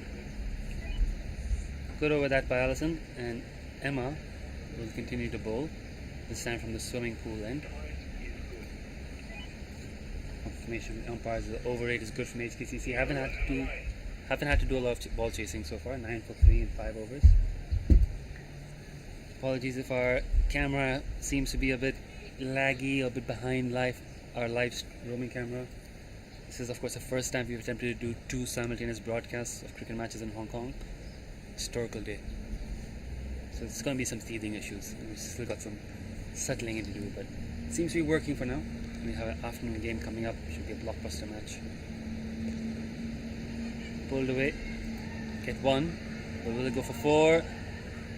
Oh, I think it's at the fence. I think that's 4. It's the first boundary, I believe, of the innings for Yeah. USRC-Lantau Women's, and there Darshini playing that behind square leg for 4 runs. Well, that will help lift them just as they try and get their eye in and face some very strong bowling, national level bowling. Just give them some confidence that they can play some shots and push the runs around. Better line from Emma on that ball. It's jab to cover for no run. Afternoon game today. Kickoff of the men's Premier League. First round of matches today here at HKCC USRC versus the same 2 clubs. The men's team will take part in the afternoon game. Good ball there by Emma. It's a bit straighter, but probably could have taken a single there actually, seeing how far the fielder had to tidy that up, Eddie Chan. But Mayra was not eager for a quick run there. Emma in again. Beats Lemon as well behind the stumps. Yep. Yeah, I think the running's been pretty good today. It's been rare that the singles haven't been pushed when they're there for taking. HKCC were very, very smart about their batting. They lost 5 wickets at the power play, but did really well to recover to get 150. Oh, ball. Clean Quicker ball. Fire that in a bit flatter and faster. Emma, very clever, very experienced campaigner. Having a great day out today. 28 of 14 with the bat. Now her 2nd wicket, if I'm not mistaken. So she's having a great day. She broke the gate trying to enter the ground earlier today. So she's making amends for that. Another wicket down. USRC-Lantau Women, also 4 wickets in the power play. But given HKCC lost 5 in their power play, they did score 50. It was a very eventful first 6 overs. USRC, they're not out of this yet. They just need to bat out the 20 overs to try to get an eye on new batters. But yes, this afternoon the men's Premier League here at HKCC, USRC versus HKCC, same 2 clubs. I hear Nazakat Khan might be missing for HKCC due to injury. Will you be subbing? I'm not a member of the club, unfortunately. But they will have a strong team, but they will be missing the Hong Kong team captain from the ranks. USRC also missing Shahid Wasif due to injury. Charlene Khalizo, new batter in for USRC-Lantau Women. And over at HKCC, we'll have the grudge match, the rivalry. Pakistan Association Little Saiwan to kick off the season down there. That's always a fiery contest. 2 clubs have a very long history. Their rivalries mirrors that of HKCC KCC, a bit newer than the HKCC KCC rivalry, of course, but similar levels of intensity. They play also an annual 2-day game between each other. Matches between the 2 clubs, a lot of fun. So you can hop over that broadcast as well if you want to catch that action. Meanwhile, MLI into Charlene, last ball of the power play, which is quite nicely cover driven. Very good looking shot that, but no run.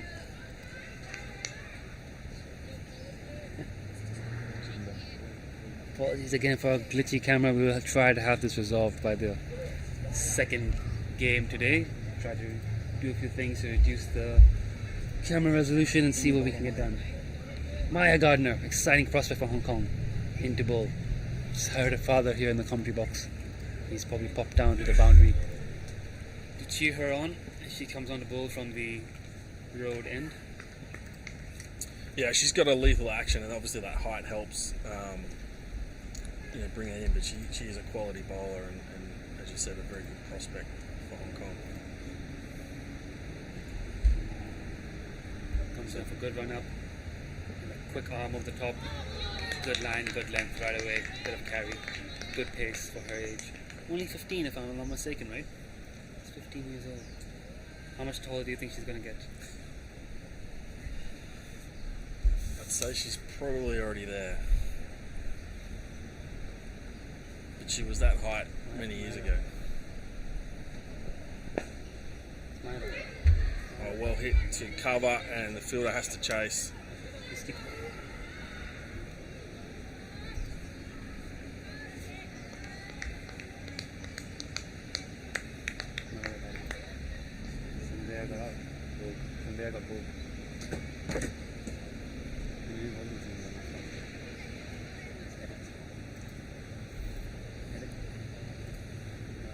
Two runs from that as Gardner comes in for the 3rd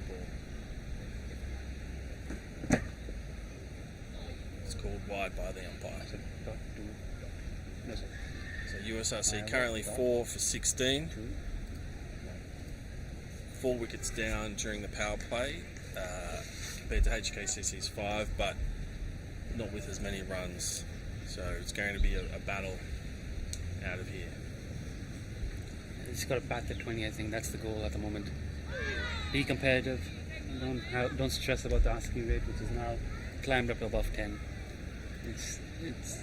They've lost a big batter. Inuka Fernandez, a dangerous hitter. She fell early. Ria Angela Martins basically batted 20 overs for them last game. She's out already as well. So with the big guns in the hut, I think they've just got enough focus on survival and trying to consolidate and make sure they make best use of this opportunity to play on this wonderful turf pitch, well prepared for us by the HKCC ground staff, and face some good quality bowling. Yeah, I mean, exactly. So just that experience of facing this bowling on a quality pitch is far more valuable than trying to do some crazy run chase. Yeah, exactly. Well hit. Good drive there by Myra, sorry. Like I said, she has a bit of batting potential about her. Hasn't quite clicked so far this season. I think today might be her day.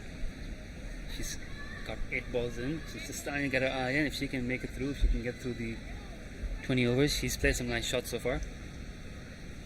Charlotte had a nice cover drive to start her innings. In the previous over of MLI, she's facing a second ball now against Maya. Oh, pulls off her on her. Quite ready there. A dead ball there, signaled by the umpire. If you do want to follow the scores of the other games, you can hop on the Cricket Info. I think they have live scores on there for both matches. Oh, beat in on the inside edge. Good pace. Yeah, Lemon really had to reach for that before it skipped over her shoulder. And Chung hustling hard from the wickets. So that's the 7th over.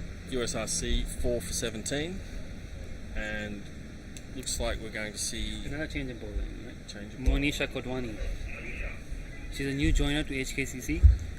Formerly played for USRC, but before the Premier League she made the jump over.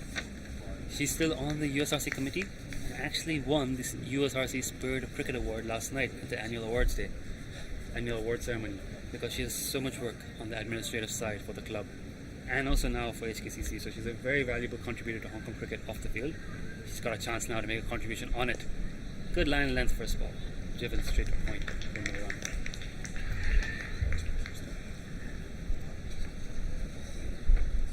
Look at that. That's good. Apologies for one of our cameras, just very glitchy today, but we're trying to do our best here to get 2 live broadcasts to you simultaneously. First time ever in Hong Kong cricket history. Monisha, and again, loops it up. Might be a wide, yes. A wide ball. Just trying to find her rhythm here. Yeah, Monisha actually only started playing cricket at university, so she's really embraced it. And she once took 5 wickets in an innings, she told me. But off the back of a big night. She did have a big night last night. Let's see how she goes today. Oh, another one looped wide. That has it. Nope, wide ball. Hasn't landed off the pitch. Another wide. Just trying to find the radar here. It's been a big week for her because she's also completed her traineeship as a lawyer. Wow. So Good weekend. massive.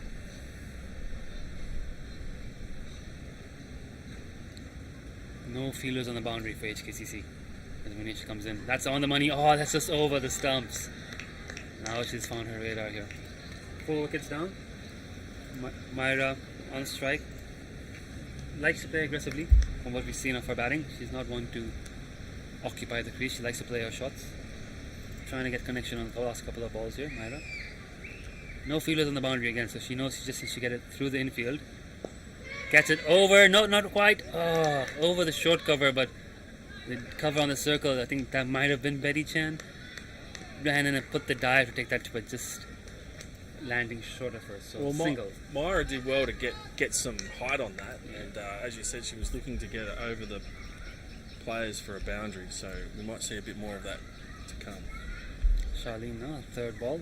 Charlene Calizo. Plays for, I want to say plays for Lantau. Quite, let's make sure of that, but that's well hit.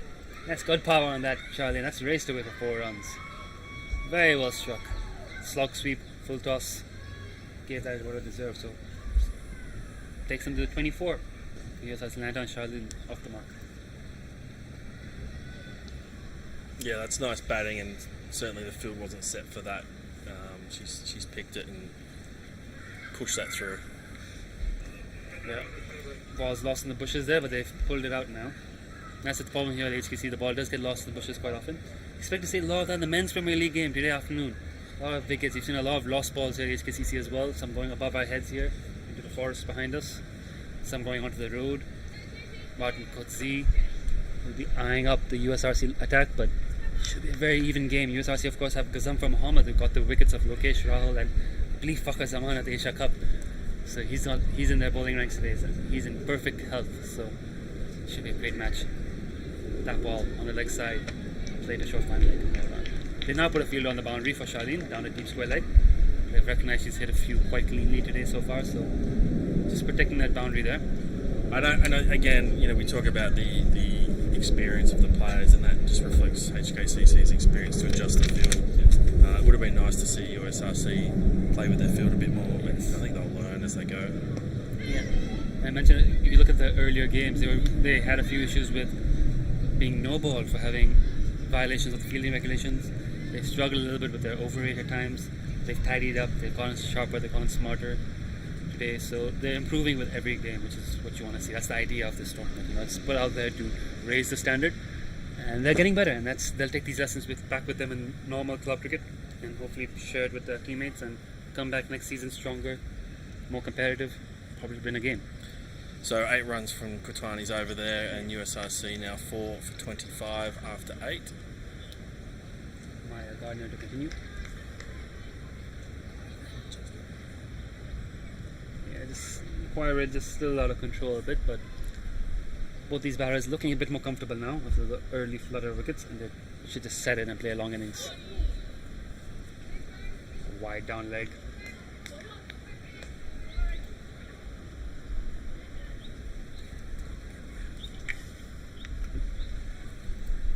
Again, apologies if our IP cameras are a bit behind real time to those watching the stream. As Maya runs in again. Hit into leg, boundary fielder. Yeah, shortened leg, easy to put away.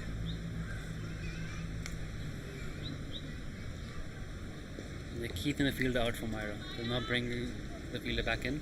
So Myra's got that single available to her on the leg side as well, if she wants it. Yeah, they can definitely on the onside. Might need to work a bit harder on the offside to get those boundaries. It's wide.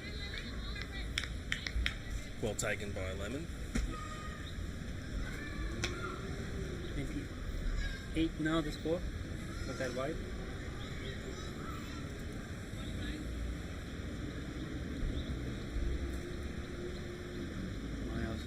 You need to find a radar here a little bit. Comes in again. That's a good ball. That's what she wants to do. Outside off stump. No slip in place, so an edge will bring it down here to us, or Manish will have to chase it down. That's something that HKCC could consider. You've got 4 wickets. That's asking it's 11. Consider bringing a slip fielder in if you're going to target outside off stump. Try to take that edge. Wide on the offside. Long over here. Still 4 balls left in it. USRC will not mind.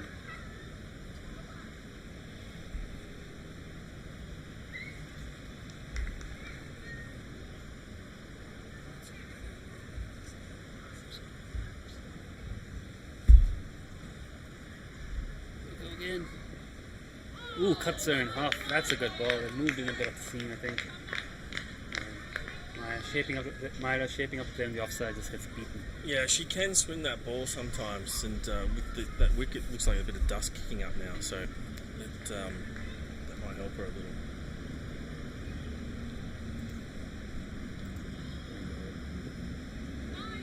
Channel outside off stump and left alone. Again, apologies if the live stream seems to be lagging a bit in terms of the video. We're working with some new IP camera technology. Hopefully we'll have it all resolved. If not by the afternoon game, then by next week.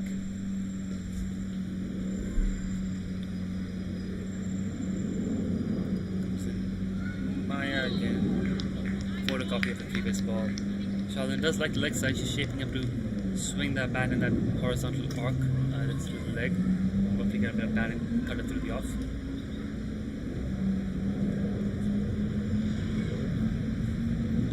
HKCC seem happy just settling through, getting through these overs, holding pattern, not too fussed about trying to bowl them out too quickly. They just want the points on board. That's bad. Yes, there we go. Maya's got it right out there. Top off. Picture perfect. Charlene's still, as you said, looking to try and score off those shots, but Maya's held that line and brought it in middle stump. Good bowling, tight bowling. Toss to the side, dismissed. USRC now 5 for 29 after 9 overs. So Myra's inning comes to an end. She walks back to the pavilion. Wait to see who the new USRC-Lantau batter is. There you go, she seems to be appearing from the nets, having had a few throwdowns. I think by the looks of it, it's Tanushi shot. There's confirmation for you in a moment. Might be Kokomo.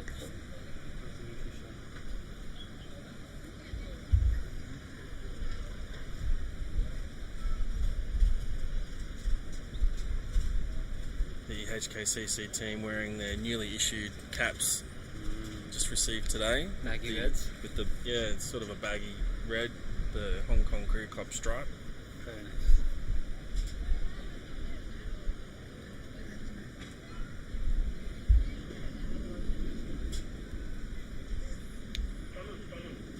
Tanushi Shah is indeed the new batter, 20 years old, veteran of the, at 20 she's a veteran of the USRC setup. She's been playing cricket for them for a long time. Bit of an all-rounder. Bowled a couple of, I think she bowled an over today. Now she's in at number 6. Monisha to continue now, she's at Polish Island, so no big innings today for Myra Balak, unfortunately. Looking for the big shots, just couldn't keep it connecting, and top off stump knocked back by Maya Garden. Monisha has wrapped on the pad, no appeal, obviously. Yeah, she looked like she was expecting a bit more speed on that ball. A bit early to the shot, beaten that flight. Tossing it up nicely with Monisha. Key is just getting a good length on this pitch, letting the ball, letting the pitch do the work for you. That's just not right.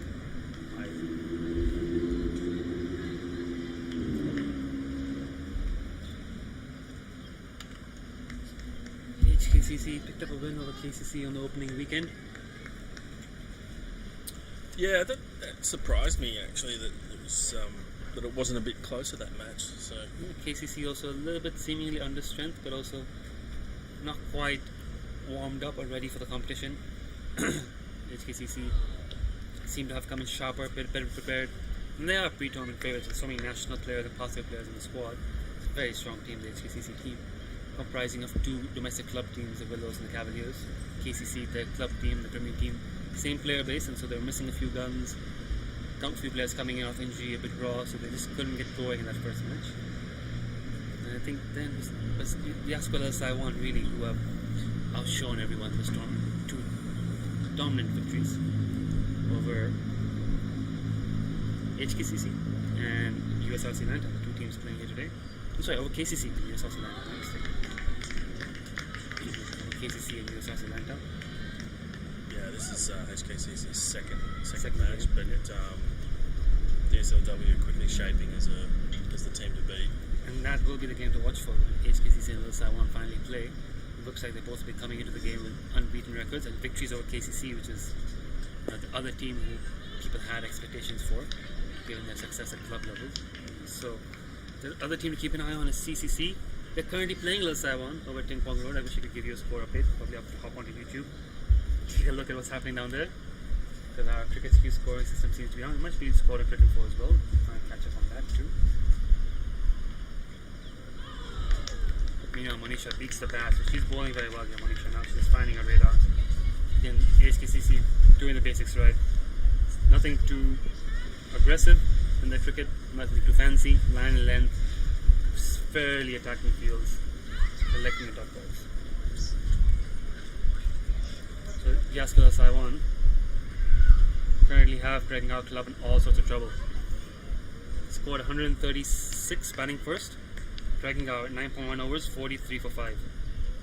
So Lil Saiwan well ahead in that game. You can hop over to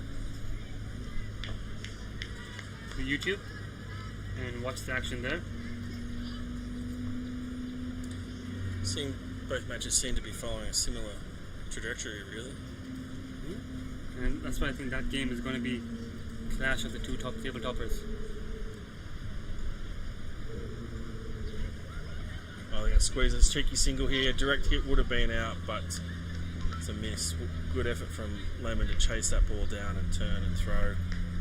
And good running from Shah and Calisto there, just to push another run along. 5 for 33. 9.5. Similar script in both games, that is correct. HKCC though, larger first inning score, better bowling performance so far, but you also have to consider the strength of the opposition. CCC unfortunately missing their captain and Hong Kong team captain. Oh, confusion here. Tanushi, Shailan's run all the way to one end and all the way back to the other. Tanushi is not moved. Oh, you can see she is not happy about that. She made it all the way. She's saying it's my call. There was a run there. She ran the run. She got the run. She got the run. Tanushi just didn't move. That looks like it'll be heavily disputed in the post-match debrief.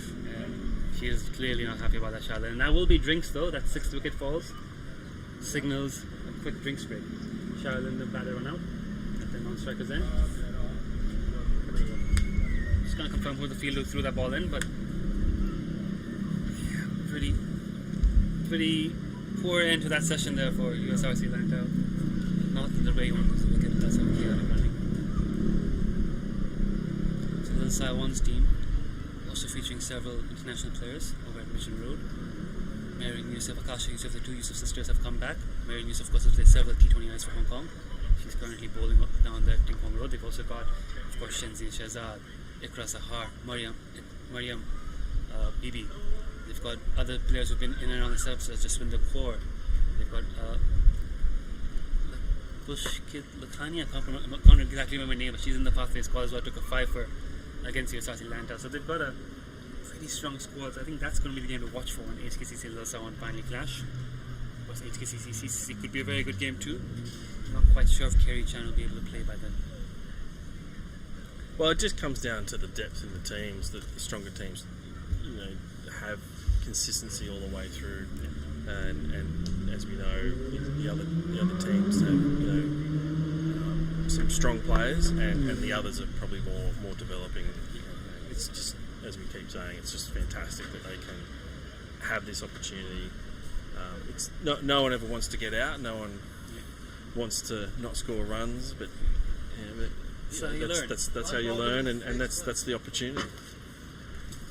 But this is how you learn, and this is how our players will pick up and learn. So we'll take a quick drinks break. We'll join you back again in a minute or so. Stay tuned.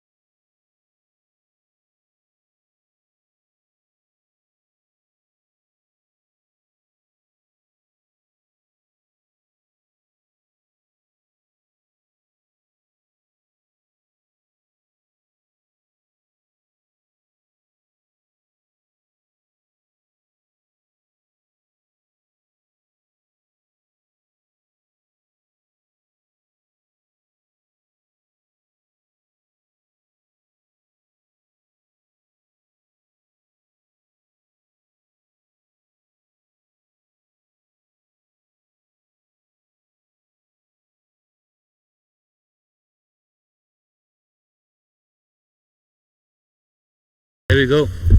Welcome back, and Michael, Georgina's got the ball. Yeah, well, let's see how she goes. She's certainly been in the nets, working on that, on her arm action. So we'll put it into practice. Here she comes in running the ball. On the pads, down leg. So what is Georgina's strengths and weaknesses as a cricketer at the moment? Well, I think one of her greatest strengths actually is her competitive nature, which she gets from her mother. She really loves to compete and play. She comes in for her second ball. That's well bowled. Great ball there. She's in terms of her game, she's a natural hitter, always looking to get that ball away, and you know, she's worked hard over the last season and a half in terms of her technique, just moving from that sort of junior hitting style to get a bit more finesse in there. And that, well, there's 3 on the pads in a row, a lot of pressure she's applying here, which is good, and that, you know, that really slowed down her scoring while she worked on that, and that's understandable, and she worked through that, and then towards the back end of last season the runs started to flow again, so that's good. I think it's starting to click there.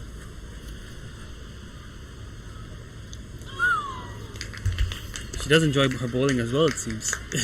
She does. She's sort of, I think she's often viewed as a batter and a fielder. She likes the infield. She likes to be there, kind of Ricky Ponting style, get the throw. She's got a good arm. Again, that's true. Skill she has from her mother.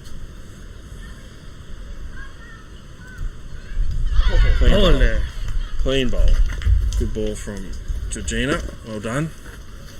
And yet this, you know, she is a consistent wicket taker along with Maya and Sadie. Yes. They're all very consistent, and she does enjoy her bowling. And who wouldn't enjoy taking a wicket like that?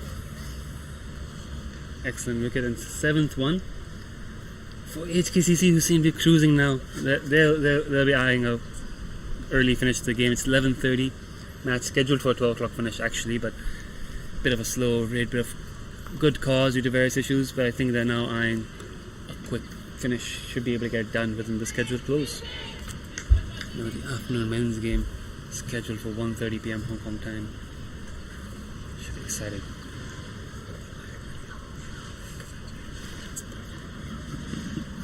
Getting the hang of it.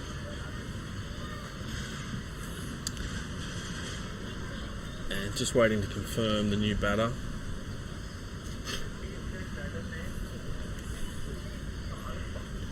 And as the captain now has come out, Alishwa Kalma, more of a bowler, can bat, not a terrible batter, batting a bit late in the order today. She's got quite a salvage mission here to do it too. Again, I think the goal is just bat out the 20. Yeah, it'd be great to see that happen actually, and just to push through the overs. Bit of bat on that for Alishwa, again, not quite moving forward there. And the top ball to Shofine Light Maiden wicket. Maiden. Good start for Georgina with her dad in the commentary box. The less I say, the better. It's alright, we can see a face of a proud dad from far away.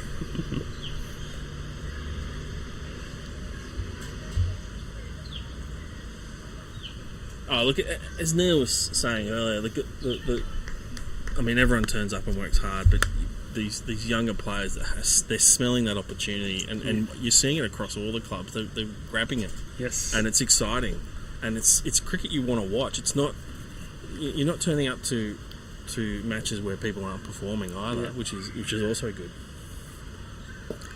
Oh, good hit there. Tanushi Shah gets it over the infield, but it'll only be a single by the looks of it. Again, both batters just contemplating the second run, but deciding against it. Throw is good. Yeah, there we go. Georgina's arm in display there. She was looking, I think, for the runs, and she sort of fumbled that ball initially, expecting them to run. I think again that's just batting experience from these girls. Yeah. You know, learning when to push the second. Exactly. Manisha's into her third over here. Alishwa's dragged down to the leg side. Well fielded in mid wicket by Allison. So again, just a single out. That's gonna sting. Throw fired in. Manisha cops it below. all good. Lining up for the next ball. And I think again the good thing about trying to test these games and put them on a platform is to inspire the next generation of Hong Kong's women's players to see that there is a platform for them to play on. They're not just playing in obscurity down at PKVR Reservoir where no one notices. The women's national team had a good summer as well, plenty of tours being broadcast, multiple cameras, high level cricket, and these girls can watch that and say, oh, I could be there one day representing Hong Kong. Absolutely. I could be there at the Premier League representing my club. And no, visibility matters for sure, you know, in anything, and the visibility of women's cricket in Hong Kong continues to increase, and you know, a lot of people are making that happen. Full toss from Monisha. Tanushi does well with the sweep. Throw into Lemon, who's quick and acrobatic field. Good running too, just starting to pick off those singles USRC. It'd be nice just to see them tick through the runs over the next 9 overs and finish with a decent score. So Alishwa Khan, while captaining this USRC-Lantau side, actually plays mainly for Lantau, but she's probably the most exciting prospect in the squad, has been in the national team pathways. We saw her bowling today. Good action, good bit of pace. She's got a good head on her shoulders as well. And I think that IQ that she brings to the team is part of the reason why she's been put in this leadership role. You're seeing some intelligence here now since she's come to the middle, looking for the singles, communicating with Tanushi a bit more, trying to establish, trying to avoid any more runouts. Got a good stance. I think she just needs to, again, got some potential there with the bat, just needs to finesse it a little bit. Monisha, a couple of wides here again in this over. Still looking for that first wicket, Monisha. Doesn't get on the board. Yeah, I think that leadership position can drown some people, but Elizabeth's shown today that she's really up to the task. Yeah, she's led well during this tournament. Again, learning experience for her, picking up how to manage her field, manage her bowlers, manage her time. I think she's much better for the experience. You got Monisha just trying to get her rhythm, get her run up sorted out in her third over. She had 18 so far, but I think most of those would have been from wides.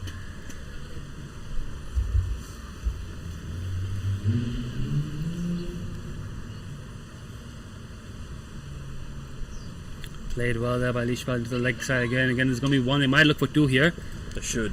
No. Oh, yeah, there we go. That's Tanushi's. 4. Oh, that's 4. That's gone all the way, is it? Yeah, just hit the rope. Long chase down the boundary. The fielder just not able to keep pace with the ball. I think that's the third boundary of the innings. Yeah, So third or fourth. nice runs. Valuable runs there for USRC-Lantau women, and Lishpa finds the fence. Indeed, the third boundary of the innings. 43 for 7. Just starting to get towards that 50. Got that. Hope you enjoyed that replay. Director's quite happy about it. Just again, setting up new technologies, new systems in place here to enable us to broadcast from 2 venues simultaneously. First time in Hong Kong cricket history, 2 domestic games broadcast simultaneously. Here comes again Monisha. Better line and length, much better. That's where she wants to be all day. She's got another ball left in this over. Can she make a breakthrough? Lishpa swinging hard at that, not connecting. After we finish this Women's Premier League, we will have a Women's All-Star Series. Jets, Bohemia Stars, a couple of games. Best of the best. So the Premier League, of course, is an audition for several of these players to get a spot in that All-Stars team. Well, again, just creating those layers and the tiering, inspiring the girls, and at the same time giving them the development opportunity so that it's attainable. Yep, there's a pathway. There's a proper structured pathway. There's never been anything like it in Hong Kong for women's cricket. It's just really fantastic. And of course, after the All-Stars, they will travel, I believe, to Japan for the East Asia Cup, the Hong Kong women's team. So they had a good summer. They played in the Asia Cup qualifiers where they narrowly missed out against Malaysia in the semi-finals. So Malaysia taking that spot with UAE in the Women's Asia Cup, which is about to come. So now they've got another crack with the East Asia Cup. To have another go. Is it Maya bowling? I think it's Georgina. It's Georgina. Still Georgina. Still Georgina. Second over for Georgina, no change. So the East Asia Cup featuring, I believe, Japan and South Korea. I'm not sure what other women's teams are joining yet. The squad, the fixtures list has not yet been announced, but Japan is hosting. And it'll be a good opportunity for our coaches to possibly look at a couple of new faces, emerging talent gave them their first Hong Kong cap. And it all stems from here, the Women's Premier League, then the Women's All-Stars. Then they go overseas on tour. Comes Georgina again. Oh! Inside edge, almost onto the stumps. Misses narrowly. I think she's looking for that cover drive. I think she got in good position to play it. But yeah, the ball again stacking back in a little bit. I think Shah took a breath then as well. 44 for 7.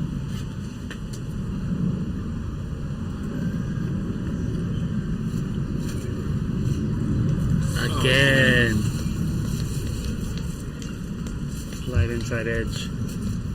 Yeah, and it's just fantastic now with Hong Kong effectively opening up. I think 0+3 is, you know, it's fine. We can all handle that. That's alright. Yeah. And more cricket, more development opportunities, and hopefully more tournaments. We would love to host a few more tournaments here in Hong Kong. Get a few visiting teams to come down. So she's going to be wearing a bruise for that one. Copped her on the leg. The gap seems right above the knee roll. Just rubbing her bruise. 44 for 7 now. He's sticking away these overs, these two, as long as they get stuck in, I don't think they'll mind too much their run rate. They just want to make sure they make full use of this opportunity to bat here. Wide ball. It's down leg.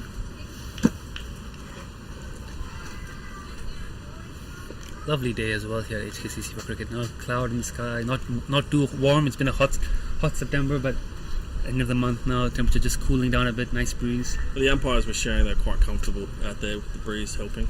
It's quite nice conditions up here. Setting up for what should be an exciting afternoon game. The USRC HKCC, the USRC Men's Premier League team. USRC in general are one of the newest clubs at Premier League elite level. I think it's only been 3 or 4 seasons since they were admitted into the elite club status. Formerly we used to have the 4 elite clubs and an independence team, a team comprising of various clubs. Eventually USRC made the jump and became the 5th Premier League club side. Haven't won a game yet at Men's Premier League level, but have gone closer and closer with each season. And their Sunday League team keeps performing well. They're competitive now in Division 1. They've got a few national players in the squad in the ranks. HKCC a little bit depleted due to injuries, some players leaving Hong Kong, so it's going to be a very exciting match. And I think I spoke to some of the USRC boys last night. They're sensing history, and sensing today could be their day to make an upset. It's one to watch then. Definitely keen to keep an eye on that game. Georgina in again. Under the bat. I mean, she's struggling to get bat on ball on this over here. Georgina, excellent over. But USRC survive. Almost lost in that one. Yeah, just the 2 runs from extras, which helps USRC. 7 for 45 after 13. I think Monisha's going to be given a break after a 3-over spell. Is that Sadie Davidson? It is. Sadie Davidson now coming on the bowl from the swimming pool end. She's often a strike bowler for Division 1 Willows. Oh, right. So very good. Good opportunity for her to bowl for the Premier League team now. And that just speaks to the depth of this team. It's a very strong squad. Even without the old stalwarts like Mariko Hill, Ruchi Venkatesh. Not around. I thought Natasha Miles has come back in town, but not yet eligible to play yet, so she might be coming in for a future game. Tammy Chu, recently on tour, has come back, might play in the future games as well. There's more depth to come, and there's potentially a stronger squad we could see with a few of these girls coming back to Hong Kong lately. So, exciting stuff here. These girls will certainly want to fight to hold on to their place as well with this opportunity to play in the Premier League. Good start by Sadie there, beating the bat on her first ball, right over the wicket. Good run up again, good action. Good bit of pace. That's a big appeal. That finger goes up. Alishba is gone. Looking for the pull shot. That one, it's not bouncing maybe as much as she expected. Pretty adjacent, pretty straightforward. Umpire John Prakash gives her out. That's the 8th wicket. Sadie, as you mentioned, strike bowler. Strikes right away, second ball. Gets the breakthrough. And interestingly enough, not necessarily a natural expectation to be a cricketer. She's Canadian. Oh wow. Yeah. So Commonwealth country, but not a cricket country. She's come through the Hong Kong pathways as well. Been with the HKCC since Scappers, if I'm not mistaken. That's Played right. for the Under-11 Rebels. Yep. In Under-11 League. Only again 14 years old, 15 years old, very young. She's 15, I think. And look, her parents signed her up just by virtue of being members here, and she really enjoyed sort of being the only girl in the junior days, and that kind of kept her going. She wanted to beat the boys, and that's that wonderful. competitive spirit that all these girls have. It's wonderful. But they've really found that in that trio of Georgina, Sadie, and Maya, they've really found, I think, Yes. a bond and a common interest that's been nurtured by those around them, That's and it's it's really healthy. And it's great to see the next generation of HKCC women's cricketers come through. Again, women's cricket has not been around in Hong Kong that long. Our first game was back in 2005, I believe. So to see we've gone from effectively one generation, the likes of Emma, Betty Chan, Alison, to what is now going to be effectively probably the third generation of Hong Kong women's cricketers. It's wonderful to see. Yeah, and as Neil was saying earlier, it really, it's driven through that GAPPERS program, and with the senior coaches like Adil Mahmood supporting the women in his official capacity, but he's genuinely passionate about it. Yeah. They've really developed on that, and there's more coming through. Yeah, exactly. The HKCC Rebels in the Under 11 League, all girls team, very competitive in that Under 11 competition. No, and I think that's the great thing about all these clubs is the real mix of cultures and diversity of people all wanting to join and play.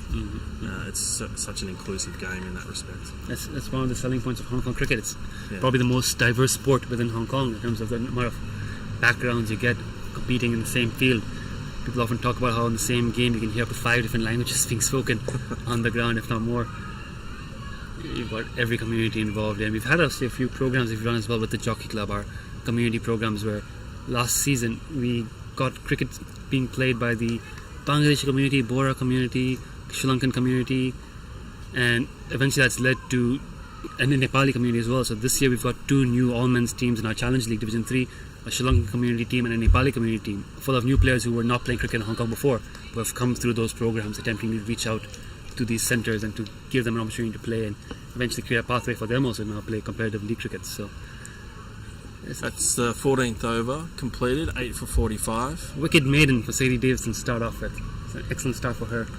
Gorkamal Kaur, the new batter, not quite getting her eye. Gorkamal, another very good prospect from Lantau CC, another one in the pathways. Good bowler. A lot of good bowlers coming through for Hong Kong right now. It'll be nice to see eventually at some point uncovering a couple of girls who could really strike a long ball and add some depth to our batting stocks. But bowling stocks look very strong with what we've seen on display today from both teams and from the Women's Premier League in general, with a lot of very good bowlers coming through. Maya Gardner is in fact back in the attack now. Right on the money, first ball. Yes, no, Tanushi not again. Not too keen for a quick single, Tanushi. Sending Kokomo back. So with these additional community teams, where do they find the venues to train? Because it's always an issue, right? Yeah, we've got the Gin Drinkers Bay at Kwai Chung, the CHK Cricket Centre down there. It's got 3 grounds. The main ground is used for league cricket. It's big enough. It's got an astro pitch, built a bit like a dome. So I call it Hong Kong's Lords. We've got slope on every end. And then we've got 2 side grounds which are probably not fit for league cricket, but have a turf pitch, have a grass outfield, and that's where we do a lot of these training community programs. And a lot of clubs nowadays, those grounds, that venue has actually enabled so many clubs to, for the first time, run fielding drills, because they can actually book a ground and have a venue outdoors to hold practice matches and friendly matches, even if they play with a tape ball or a semi-hard ball in a smaller venue. So a venue like that, a reclaimed landfill, has been turned into effectively a hub of community cricket in Hong Kong and an access venue for so many teams who otherwise didn't have the opportunity. So trying to get more venues like that hopefully down the line. HKCC as well does quite a few programs here with schools, outreach programs. Schools coming down here for coaching, for fun days. That's well hit by Tanushi, but Tracy Walker tidies up. No run. No, and I think that's the marvel of cricket, is that what looks like quite a hard game to get into in terms of technical skills is actually, once you're in, you're sort of sucked in. It's so inclusive. I know Emma Lai, she started as a waitress here and then started playing. Within a year she was in the national squad. Exactly. And Emma now is at Cricket Hong Kong, one of our head coaches, one of our main pathways coaches. She works a lot with schools, with a lot of youngsters coming through the system. Our Dragons Academy, which features a lot of local kids coming through playing cricket for the first time, again recruited through these school programs, these fun days, and then funneled into under 11 teams, under 13, under 15. And Emma does a lot of work there with them as well, so she's a wonderful coach in that regard too. She understands how cricket can be seen can seem complex to a newcomer, but how to get them to appreciate the beauty of it and get into the game. Another good over there by Maya Gardner. But the good news here for USRC is no wickets lost, even though they've played a couple of maiden overs back to back, 45 for 80-15. They're definitely trying their best here to bat 20. No, they're doing well, and they have a chance to see out the 20, I think. Quick look at the HKCC. Everyone's had a bowl here at the moment by the looks of it. Is there any other bowl up the ranks you'd like to see bowl when we get these final 5 overs? I don't think we're going to see Betty Chan, Alison Sue, Emma Lai, the senior players, bowl another over. I think they're also going to use this to get game time into these youngsters. Maya's bowled 3. I think Sadie's going to get at least in a couple of more overs. Might see Georgina get one more. Tracy has no intention of bowling. Tracy is not on. Although her best bowl was 6 for 23. Oh, really? Yeah. Played into the cover. She's played for a long time, since she was about 9 years old, back in country Victoria. Tracy Walker, very seasoned, on the board of directors as well here. Yeah, I think she's been fantastic for cricket in Hong Kong. Absolutely. Amongst others.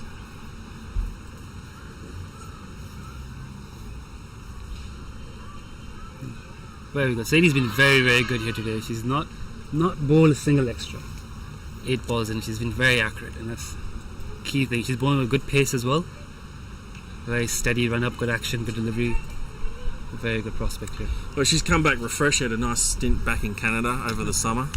One of the fortunate ones to be able to get out. So it's obviously been good for her. Oh, that helps a lot.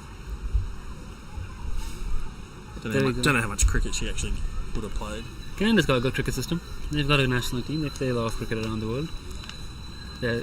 Sadie, again, that's a cricket wisdom you see here. She didn't feel comfortable and run up and just stopped. And like, I want to start again. Little things like that is good to see in a young player. Oh. Lost the ball now. I think that might be a dead ball. The umpires decided to call that a dead ball. Yeah, it's because it slipped out before she completed her actions. The umpire very wisely says that was not a missing ball, that was an accident. It's a dead ball. Let's try that again. Ramona Suarez in the team. I think she's capable of bowling a bit. We might see her get an over here at some point. I think everyone else in the squad. Jonah White, does Jonah White bowl? I think sparingly in the Division 1. Ooh, hits the bat there, Tracy. A good single there. Gorkamal gets her first run. She's off the mark. Good throw. Yeah, good throw, Tracy Walker. There you go. Tanushi Shah, despite being involved in that one run out, has fought hard there. She's batted 15 balls. She's getting stuck in. I think she may have faced more balls than anyone else in this USRC-Lantau batting lineup so far.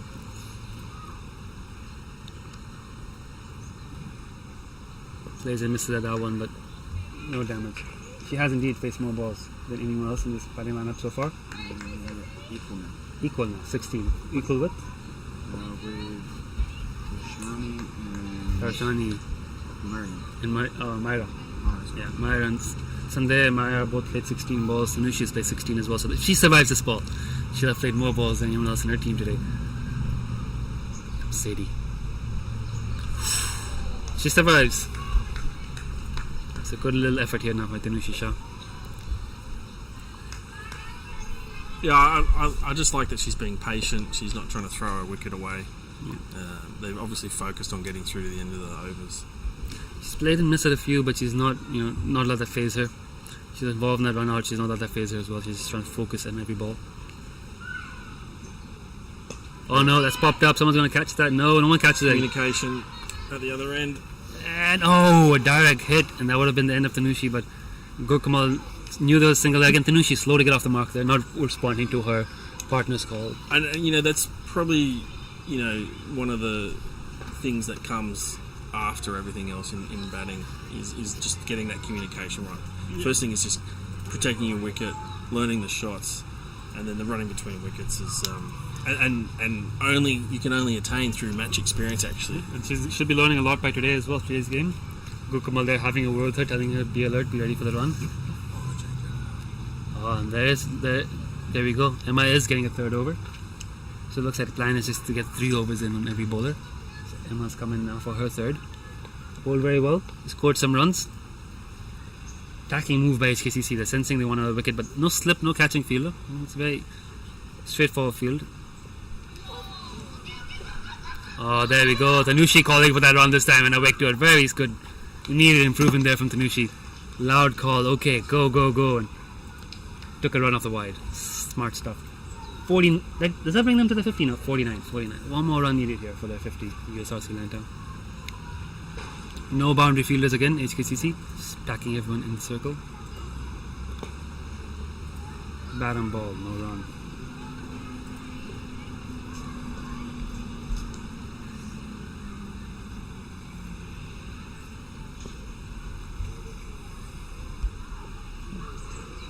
Oh, bowler Tanushi Shah.